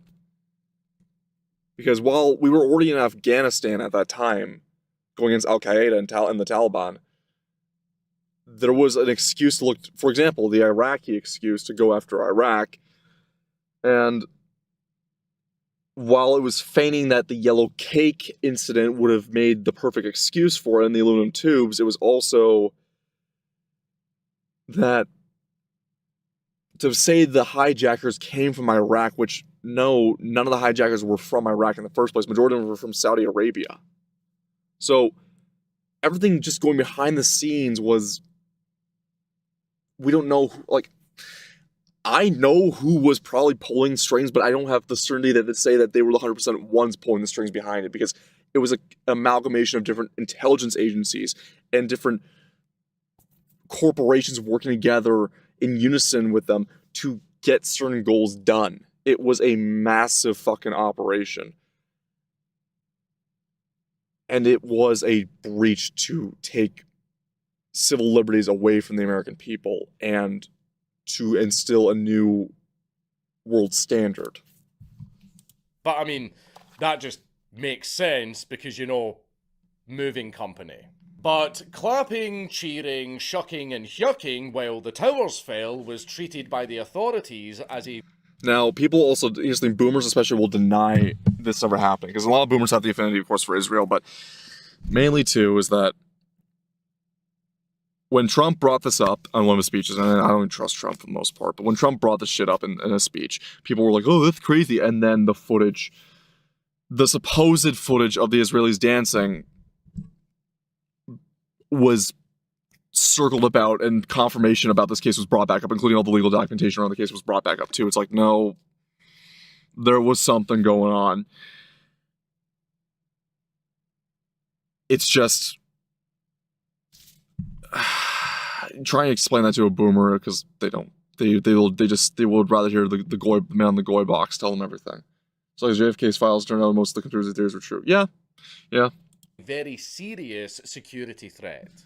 Serious enough that the men were all detained for more than 2 months, questioned by the FBI, and then eventually deported. Or like how the Southern Poverty Law Center was, for the past 2.5 decades, were funding any form of white supremacist groups, aka guys just taking money to cosplay as white supremacist groups, and any other white supremacist organization or extreme right-wing organization were fed boys marching around in gay little uniforms, and with neatly folded flags that were just shipped from the factory. Back to Israel for immigration violations. Back in Israel, How convenient. several of the men appeared on TV, and one of them commented, "The fact of the matter is, we are coming from a country that experiences terror daily. Our purpose was to document the event." Your purpose was to document the event. That sounds rather suspicious.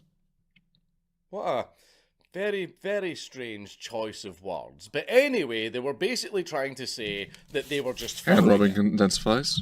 which doesn't explain all of the laughing, clapping, and dancing. Now, Correct. this is where things get Now, let's talk about the tunnels. a little bit messier. After the arrest, the FBI searched Urban Moving Systems offices, and they questioned the owner, Dominic Suter, who later also fled back to Israel before any further investigation could happen. You know, isn't it funny that when someone of Israeli descent does something, you know, because it can somehow get dual citizenship, no problem to get for both the United States and Israel, can really just flee back to Israel and just disappear into into the woods, the theoretical woods. And his name apparently appeared later again on a 2002 FBI suspect list connected to the wider 9/11 investigation. One Urban Moving Systems employee also told the FBI that after the attack, she heard one of the previously detained Boogie and Bergs say something along the lines of, "Now you see what they are capable of doing. The US will have to get involved now." Allegedly. As I have to do the Squirrely Dan. I have to do the Squirrely Dan allegedly.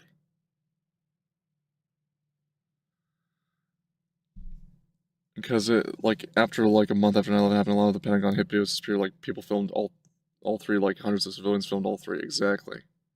At this point, camcorders were everywhere, and this was different compared to like a individual's tragedy. This is a national fucking tragedy. Everyone knew this was a massive attack, so documentation was everywhere. Which is exactly the kind of line that keeps the conspiracy forums pumping and jumping. Yep. Though there's never been any definitive proof that one of these guys actually said that. It is hearsay, unfortunately. And to add even more fuel to the fire, there were also later claims and arguments about some explosive residue in the van, as well as intelligence links, failed polygraphs, and so on and so on. Well, if people remember this too, is that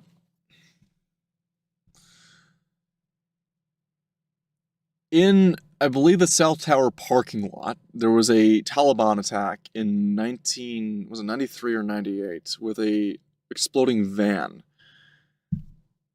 And I believe that the thermite explosive charge, the thermite explosion that went off was unable to also melt through the steel of the tower's support girder that they were trying to destroy. That begs the question for me of, sorry, it wasn't thermite. No, I forget no, nitroglycerin charge they use. It wasn't thermite. Nitroglycerin charge they use. That begs the question is, I mean, that's another pile in the mystery of, anything regarding vans. And like, there's just a lot of shit involved that is completely shady too. Also, let's not look into the insurance claim and an insurance policy taken out by the owner of the real estate agency that owned the plaza where the World Trade Center was. But the important And also, don't talk about Tower 7. That one you should not talk about, because that totally just happened on its own. Is the FBI investigated them, didn't prove anything, and that's about it. So, where is the lost media part? Well, it's the footage that these jiving Jews were filming. The footage, which people would imagine would show them dancing and celebrating, has never ever been released in a clean or verified form. There That was are the problem. arrest photos, reports, and interviews that can be dug up, but the actual footage itself never got out. And the story has been rotting in someone's basement ever since. Speaking of 9/11 footage that people are rather obsessed with, let's talk about a video called LOL Superman. Oh, God. So, this one is interesting, to say the least, because I have heard of it. Thankfully, I'm not going to make claim to I've seen it, though I did see something similar to this. So, when I was a kid, and this is me, because I was very much a history buff, and I had started getting into, well, in our school, in the school system, they would have us review modern day news stories at that time when I was in school. And it was stuff about, when I say about Gaza, it's not the current shit with Gaza, it was the stuff that's going on with Gaza. It's the Gaza Strip a decade and a half ago. The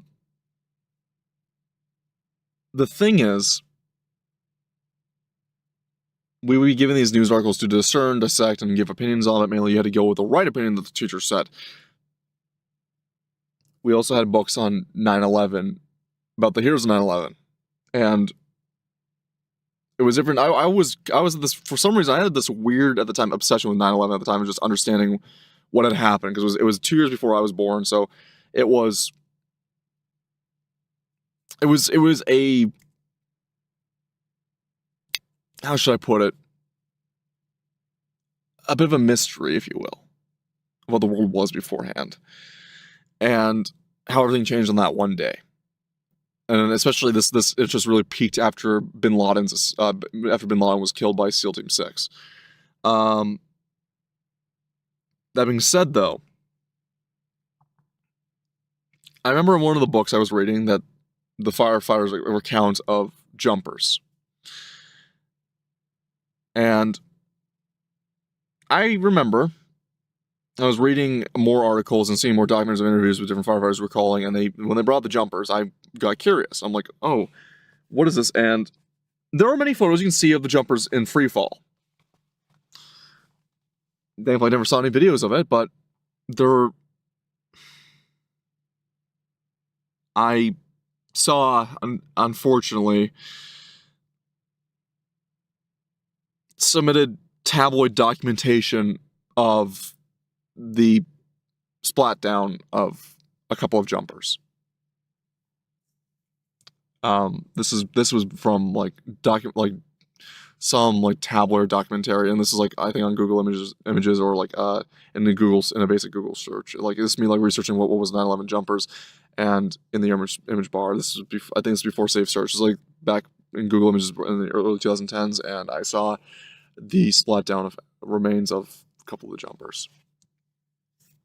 Didn't like I'm not traumatized or scarred by it, but just talking about it is very. It's kind of something when you remember it, it is quite grotesque to think about. But unfortunately, just like most war footage, it's something that at the time a lot of the people recording it weren't thinking of shock value or, oh, this would be funny for me to spin around. No, it was, holy fuck, what the hell is going on? It's the end of days. And this was like any form of like to grasp and really hold the nation in the terror of what it was. This stuff, even amongst tabloids and news media, was broadcasted, and the more edgier news media broadcasted this around to really help spark that nationwide fervorance around 9/11.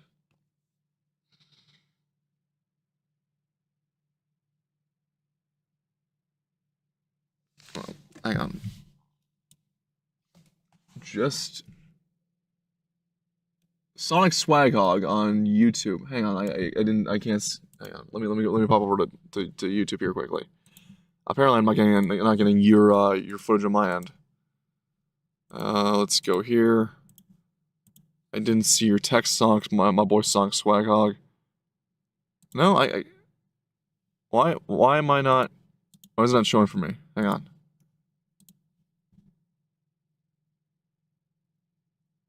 What's going on here?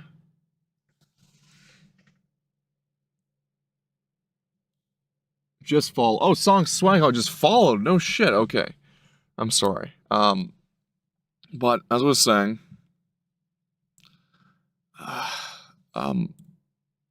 this is very kind of hard to talk about. But yeah, no. Shit. So.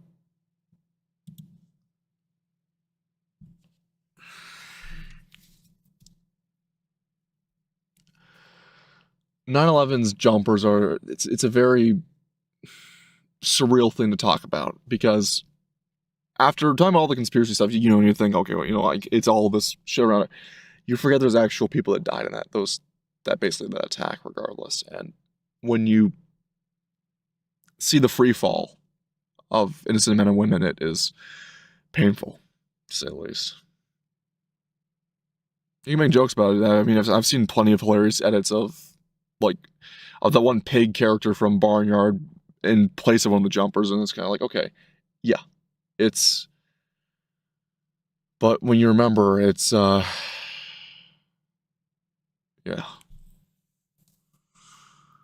And I wish I could forget, about seeing those photos, but I suppose it does bring the point home that you gotta look at the world nitty-gritty sometimes.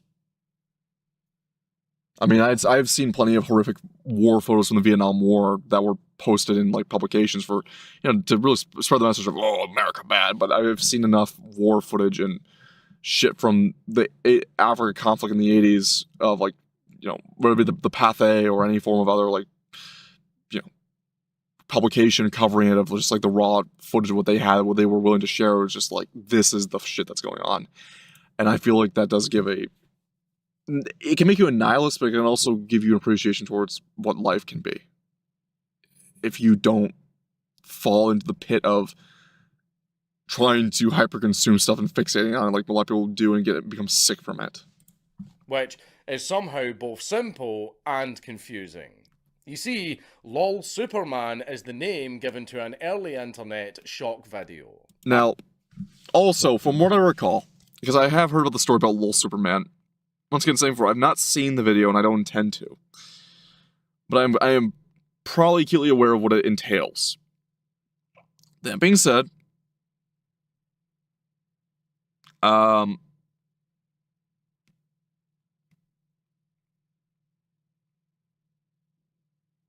I remember correctly about LOL Superman is that that's not the actual name of the video. But that was the top comment, apparently, on the video that people associate and name the title because some edgelord put LOL Superman as the first response to it on the foremost post, and that just became the de facto title in post because it was a shock video, and it's a good way to have rename for a shock file, essentially. And it has been described as extremely graphic close-up footage from the World Trade Center's plaza showing people who had jumped from the towers and turned themselves into trifle. Some claims are that the video circulated on shock sites way back in the day. And some people, including me, swear they've seen it before. And if I remember correctly, Dank's not covering this. I have remember a YouTuber who covers like lost media or like this spoke about this, where he said it was not just the aftermath like I spoke of in those news coverage images. It was the actual people hitting the ground like from the descent. Seriously, I am about 80% certain that I saw this video a very, very long time ago. Then again, there's also unfortunately, there's tons of videos of people recording suicides, or, I mean, for Christ's sake, China had all those live leak videos from security cameras. People will probably see enough people go splat that they just had someplace that looks slightly similar to the World Trade Center Plaza and just called it fucking 9/11. But no verified copy exists. What remains are memories, arguments, alleged screenshots, and a bunch of people saying that they definitely remember it. So, could footage like that exist? Unfortunately, yes. 9/11 was one of the most filmed disasters in human history. And there are a lot of videos and photos of people falling or jumping from the towers. The concept of it existing is not impossible, but a specific video called LOL Superman with the close-up impact footage that everybody was talking about has never been confirmed, and by this point, the archive community leans more towards the entire thing being a hoax. Seemingly so. Combination of other misremembered fucked up clips or a shock site myth that got more detailed the more and more times it was repeated. Or it could be just another example of the Mandela effect. Possibly. 9/11 footage sits in a very weird place. It was filmed by the news, security cameras, firefighters, police, and random people on the street, but because the event was so massive and so traumatic, a lot of the more disturbing stuff was restricted or simply never uploaded in the first place. And when it comes to footage that is missing from such a huge event, the internet usually does what it does and fills in the gaps. Oh boy, MK Ultra. Boy, I sure am fond of the government, you know, that little institution that always tells you that everything is fine and that they definitely do not experiment on people. What a very weird thing to bring up out of nowhere. But anyway, they also somehow keep losing important paperwork in the shredder right after people started asking too many questions about why everything smells like LSD and amphetamine. Yeah. MK Ultra was a very real, very classified, and very fucking illegal CIA human experimentation program, and probably one of the most important pieces of lost government media in modern history. Because the CIA spent years experimenting on real human beings. And then when people started noticing, they just started deleting, burning, and shredding absolutely everything related to the program. Because why not? MK Ultra officially began in 1953 under the then CIA director Alan Dulles and chemist Sidney Gottlieb, and it ran until the early 1970s. MK was a prefix tied to its Office of Technical Services, while the Ultra part was either just something they slapped on there to make the paperwork go a lot smoother, or to signify its ultra-sensitive nature. And it grew out of earlier projects like Bluebird and Artichoke, which are a whole other can of worms which I might open up at one point. The CIA Hope you do. believed that enemy governments like the Soviets, the Chinese, and the North Koreans were developing brainwashing technology. So they decided to make their own version, which of course meant secretly drugging their own people and calling it research. Okay. The goal being to study mind control, interrogation, psychological manipulation, truth serums, and memory wiping. And it wasn't just a few weirdos giggling in a basement looking at a lava lamp. No. The entire project involved an ungodly amount of LSD, mescaline, barbiturates, amphetamines, and a bunch of other really, really fucky drugs. Jesus. The program had around 150 smaller sub-projects spread around universities, hospitals, prisons, pharmaceutical companies, military facilities, and CIA front organizations all across the United States and Canada. And the victims were mostly people who couldn't do anything to fight back, like prisoners, hospital patients, drug abusers, and unaware civilians. I say mostly. Yeah. And famously, though, Ted Kaczynski was involved in this. Because even CIA employees and military personnel were drugged without being told what the fuck was happening. One of the most notorious pieces of MK Ultra lore was Operation Midnight Climax, where the CIA actually set up whole brothels and secretly dosed the male customers of these brothels with LSD, and then watched them through a one-way mirror. Yeah. Yes, that is a real sentence. There were, in fact, taxpayer-funded government acid brothels. That sounds like something that happens nowadays, but unironically for just the sick pleasure of people living off your dime. At least the guests were having the time of their lives. I will say at least they're doing Probably trying to fuck a lamp or something because they thought it was a unicorn. Then there was Canada, where psychiatrist Donald Ewan Cameron at the Allen Memorial Institute in Montreal carried out experiments involving depatterning and psychic driving. In normal words, depatterning means trying to wipe a person's mind back to factory settings with drugs, electroshock, forced sleep, or sensory abuse, so that they could wipe a person back to day one and then reprogram them. While psychic driving means continuously looping the same audio at a person over and over again for days and sometimes weeks, and many people that went through all of that stuff developed anxiety, depression, permanent mental damage, or they ended up being driven to self-delete. Yep. And this is where the lost media part comes in. Surviving records and later investigations showed that MK Ultra and other related projects all produced notes, reports, research material, and of course, video and audio recordings, with some sessions being filmed for later analysis. Because if you are secretly drugging and psychologically torturing a bunch of random people, you need good documentation. Right.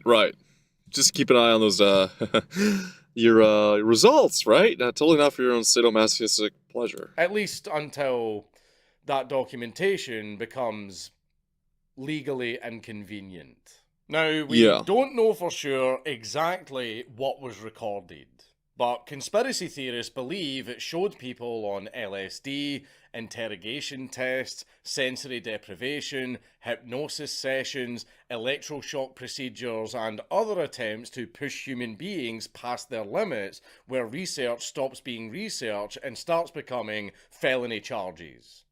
And some of the darker claims, like sexual manipulation and trauma-based control, actually come from the real MK Ultra related evidence. One of the victims of MK Ultra was Frank Olson, an army biochemist involved in biological warfare research. He was secretly dosed with LSD in 1953 and died days later after falling from a New York hotel window.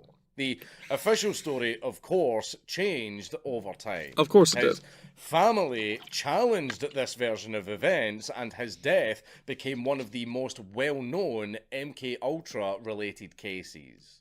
Whether I myself see it as suicide, negligence, or something darker, there is no answer that I can give that makes the government not look like complete pieces of shit. No. And that brings us to 1973. Watergate was already happening. The Nixon cover-up scandal was exploding, and Congress was getting rather noisy. So, CIA Director Richard Helms ordered all MK Ultra records to be wiped off the map completely. I mean, they could just do it. They've done before with how much other shit we've had. They only keep documents around if they know they can use it for exploitation. They use it for personal use. MK Ultra was just nothing but bad, just completely bad on their end. So, yeah, it happened, but fuck you. You can't get the paperwork for it. Oh, and it really didn't happen, did it? Shut the fuck up. Including any and all video and audio recordings of the study. And, sadly, the destruction worked almost perfectly. Because when MK Ultra was exposed Stargate Project. I am aware of Stargate. I am aware of Stargate, don't you worry. in the 70s, the investigators were working with just scraps. And the only reason that we know as much as we do is because around 20,000 pages of financial documents funding the project survived by accident. So in the end, the CIA got caught lacking. The surviving documents proved that yes, MK Ultra was in fact real, it was massive, and it was also very, very fucking unethical. But the documents were also incomplete. They showed funding projects. Sub-Project 68 Yellowstone, he already covered us. He already covered the Donald Ewan Cameron project from Montreal. Like he just covered the Alamo. He just covered Sub-Project 68. That was part of his files that he was just talking about. Names, involved institutions, and enough horror to make you wonder what the destroyed files themselves actually contained. If the surviving papers were this bad, then imagine what the fuck the actual recorded footage must have been like. We most likely will never know. No authentic raw MK Ultra footage has ever been released. All we have are half-burned documents and testimonies. And I'm not sure I even want to see that. It's one thing seeing a video of someone dying, but to watch a man being isolated, drugged, hypnotized, and psychologically broken over a matter of what could have been weeks, well, that just kind of hits in a different way that I don't even want to start imagining. No. What the fuck? Silent Hill? At least it's some bit After lighter. all of these absolutely horrible ones, let's have a nice, softer entry before my search history gets me put on a list. It probably already is now. Gets me put on even more lists. So let's talk about PT. And yes, before you start screeching, I know that you can literally watch full playthroughs of PT on YouTube. I know that there are hundreds of breakdown, lore, speedrun, reaction, full 6-hour ASMR video essays all whatever over you YouTube want about this game. I know that. So technically, you can still see the game. But you can't play it anymore. At least not by official means. No. Also, fuck you, it's my video. I want at least one entry where nobody gets fucking killed, drugged, or splattered on some concrete. PT, short for Playable Teaser, came out on August the 12th, 2014, as a free download on the PlayStation Store. And this was done to promote a new and upcoming Silent Hill game. It was announced at Gamescom as a spooky new horror demo from the fake studio 7780 Studio, a pseudonym for Kojima Productions. Yep. Now, I am an absolutely massive Kojima fanboy. Now, if you want my opinions on Kojima, they're mixed, because Kojima is a fart sniffer of his own making. He is also full of himself and has a lot of things I disagree with politically. However, that being said, I will not be a fanboy and, oh my god, he's the best director of all time, an absolute masterclass of cinema for most of his games. Kojima makes good stuff. He does a lot of great things for his stuff. He's just, I won't say he's avant-garde, but he puts more effort in than a lot of people in the West do. He's not the end-all be-all, but he's not the devil either. Okay? No irony, really, I absolutely love the guy and I love his games. But I am one of the very, very rare Kojima fans that can fully acknowledge that he can be an absolute fanny sometimes. And Like the Mario and name Princess Peach. 7780 was not random. 7,780 square kilometers is roughly the area size of Shizuoka Prefecture in Japan. And Shizuoka kind of sounds like Silent Hill in Japanese. Yeah. Shizuka meaning silent, and Oka meaning hill. Shizuoka. And that is actually kind of clever. Especially for Kojima. A man who will name a mute girl quiet, a tar pilot, Tarman, a sentient doll, Dollman, and then stare at you waiting for you to clap about the symbolism. I still remember when they got him for was it Zootopia 2 for like fucking promotions, and I just kind of sat there going, because they also use him. I think like cameo in the Japanese release of it. I'm just kind of sitting there going, Kojima, what the fuck are you doing? Just like for the money, it's just like, Kojima, what the fuck, man? I can't wait for him to invent a new character that diddles people, and he calls him Diddy. The entire point of this Smoke and Mirrors marketing campaign was to hide the fact that this game was actually a huge Kojima project. Yep. Because he didn't want just another trailer with some sad music and then a logo slapped at the end. Oh. He wanted an interactive teaser that players had to shit their pants to get through, solve, and slowly realize that they were secretly announcing a new Silent Hill game. And somehow, that really worked. People played it, finished it, and realized what it was. A brand new Silent Hill game by Hideo Kojima and Guillermo del Toro. Hell yeah. With Norman Reedus revealed as the main character.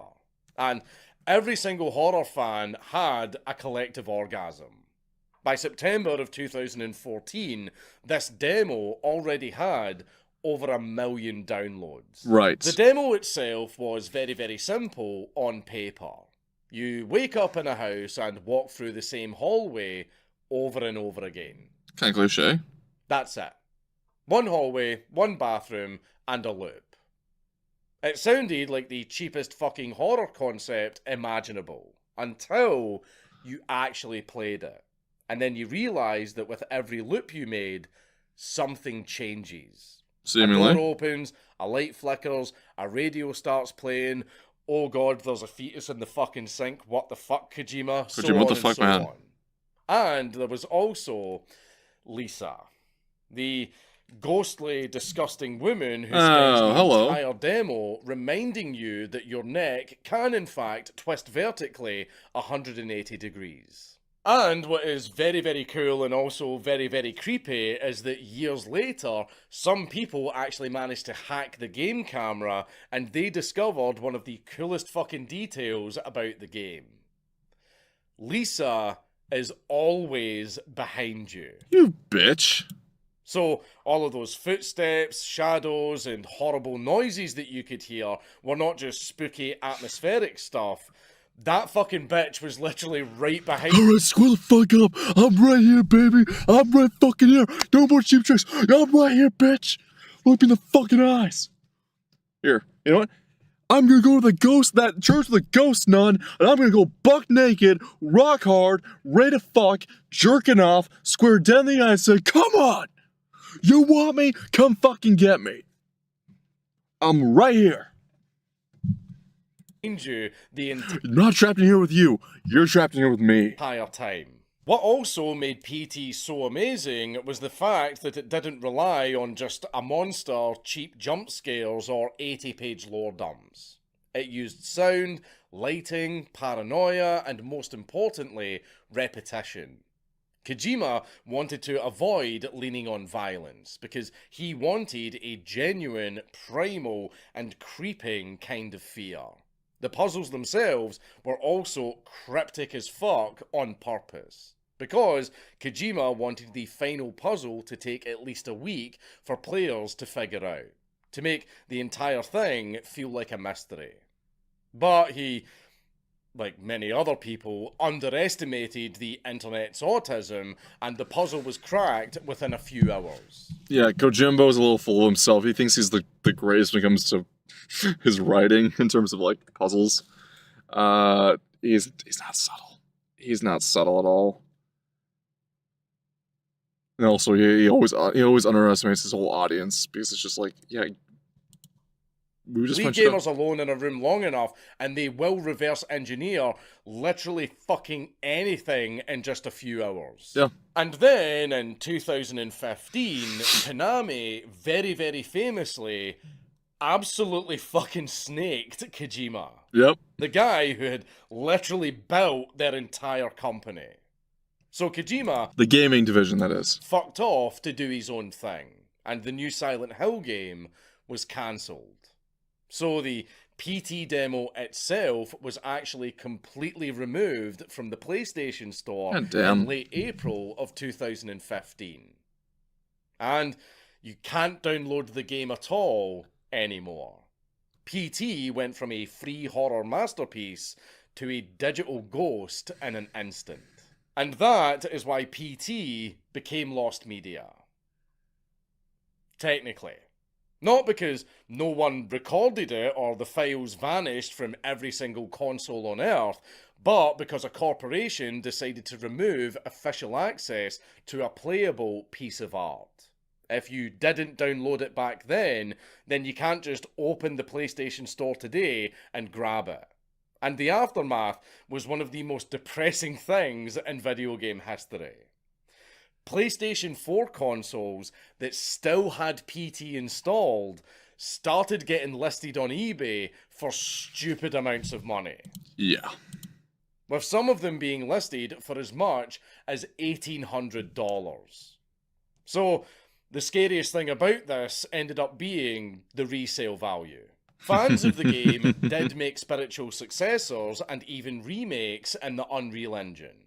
Other studios copied the entire looping hallway idea, and Konami also became even more hated than usual. Which is impressive considering that they were the ones who made Silent Hill Book of Memories and later an absolute utter fucking abomination. We don't talk about this. That was Metal Gear Survive. At least just let Platinum handle Metal Gear and just continue on with the Raiden storyline. Kojima is doing good for himself. Also, I am so glad that Hideo Kojima cut his leash and ran off to do his own thing. Because he kept Guillermo del Toro and Norman Reedus on the payroll and went on to create Death Stranding 1 and 2. Hell yeah. 2 games that I love and I'm just absolutely obsessed with. I fucking love Death Stranding. Despite the fact that Kojima names his characters like a 2-year-old naming his action figures, despite the fact that Kojima absolutely butchered such an amazing villain by changing his appearance to make him look like your average Big Socks programmer. I mean, Kojima, I absolutely love you, man, but why the fuck did you make Higgs look like the same type of people that yell at me on Twitter? Oh, fuck. Oh, fuck. Okay. So, this one is recent, if you will, and has come up more recently upon the file release of the Epstein files. I think Dank will do most of the talking, but this one is hard even to listen to the urban legend around it. It's that bad. However, before we begin, I need to preface something. I'm on a 60-40 split on this particular one's existence, in my opinion. 60-40, the fact does the tape exist. Now, the actions proposed to have happened in a tape that supposedly exists, that was found on Scott Wiener's laptop,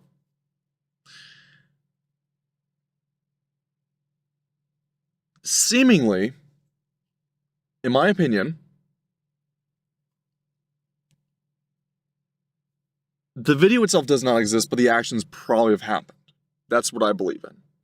We know about Epstein's proclusivities. We've heard about Bohemian Grove. We know about the worship of Moloch. It's all the way up down to the owl god of Bohemian Grove. I know about the satanic rituals. We've heard about and I still recall the green text thread from 4chan about the tale of a dead man, which was an Epstein supposedly security advisor who was giving his tell-all. Frazzle Drip, I believe the video does not actually exist. The actions that was said in the video absolutely probably have happened among especially one of them involved. However, that being said, to make video evidence of a specific event, I don't think happened. Because, yes, they can laugh in your face at the most heinous shit they did by saying no one's going to believe you because it's so crazy and outlandish of what we actually do. But to make video documentation of it would unveil that visage for the most part. And there are people out there who will try to defend it no matter what, but because we live in a hell world. But my opinion is the video doesn't exist, but the events have happened. That's why I say 60-40 bet on whether the video actually exists. Because then again, they could just be completely so cocky now to say that, well, yeah, it fucking happened. What are you going to do about it? What are you going to do about it? We still run the world.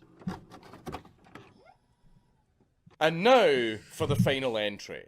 And thank God, because holy shit, this video turned out a lot longer than I originally planned. Oh, yeah. Say hello to Frazzle Drip, or sometimes written as frazzled.rip, an alleged snuff video that is so evil, so graphic, and so politically charged that Alex Jones probably reads it as a bedtime story to his children.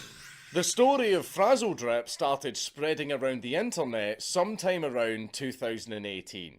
Mostly on conspiracy boards, QAnon communities, and other like-minded online habitats. Truly. And the claim was that during the FBI investigation into former Congressman Anthony Weiner, due to him having very inappropriate conversations with a 15-year-old girl, that Anthony Weiner's laptop was seized. And on his laptop, the agents supposedly found a folder that was titled Life Insurance.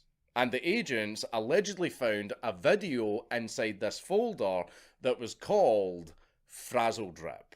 So, according to the myth, this video allegedly shows Hillary Clinton and Huma Abedin doing unbelievably graphic, horrific fucking things to a young girl, while taking turns wearing the girl's face like a mask and drinking her adrenochrome-rich blood in a satanic ritual.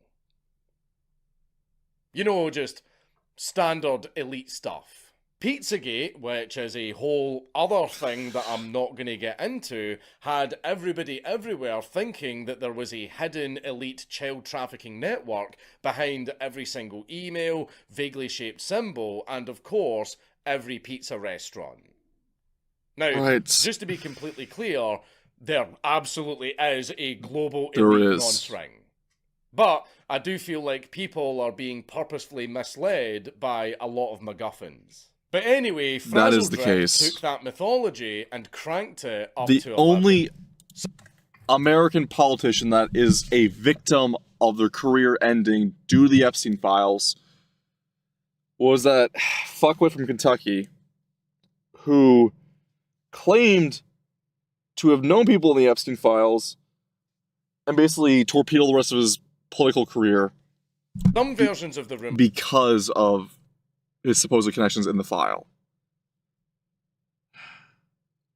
Oh, and I guess Casey Putsch as well for trying to promote his channel by using hot topic issues instead of trying to win against an Indian that was trying to ruin America. But hey-oh.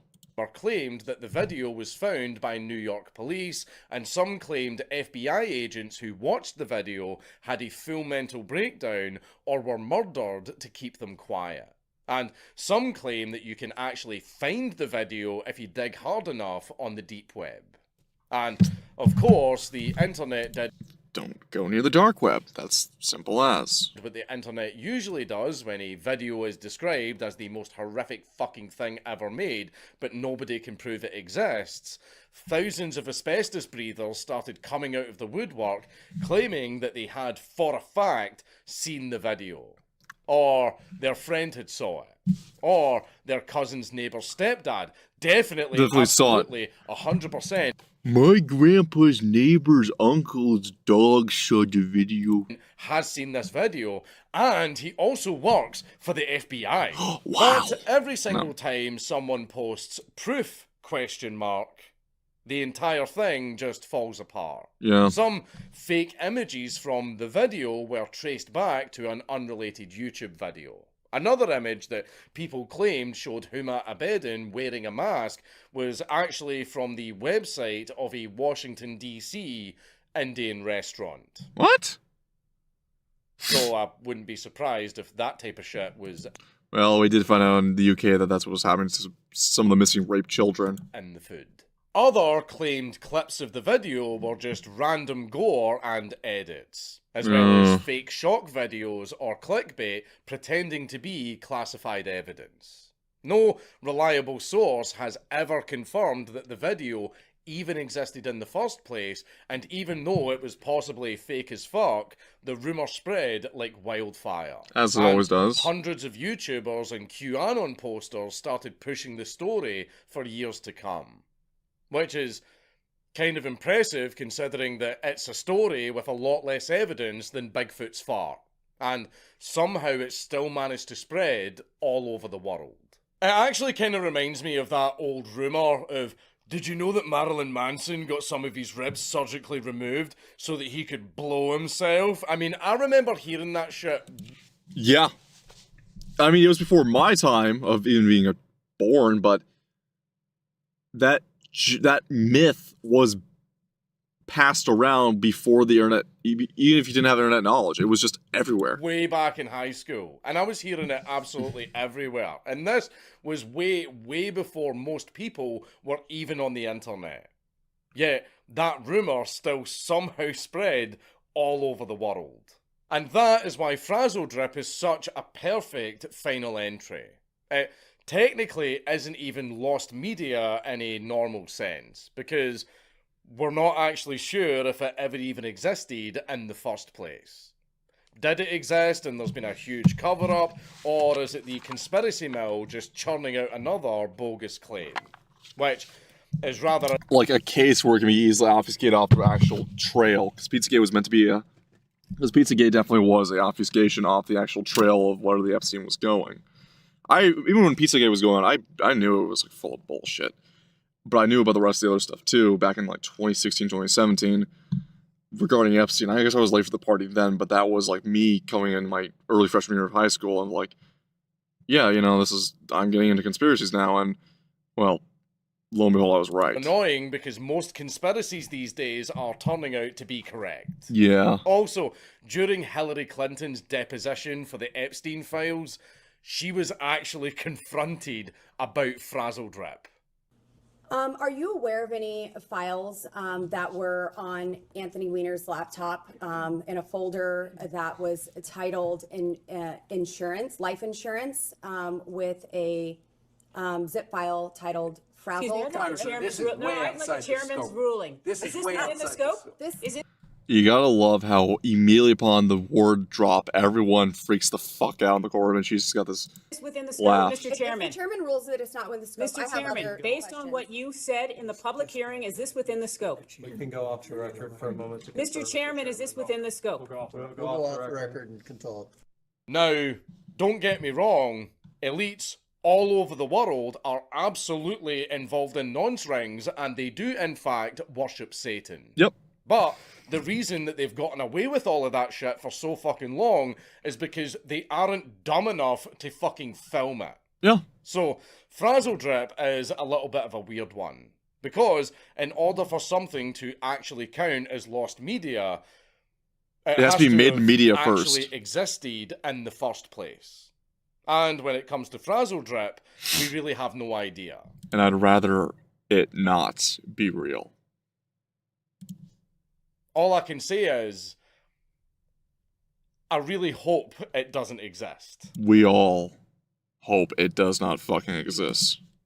It's Count Dankula on YouTube. Everybody should subscribe. Anywho, thank you to Count Dankula. That was a long and very depressing video. However, thank you, Danky, for making it a little bit happy spanky every so often and giving me something to talk about.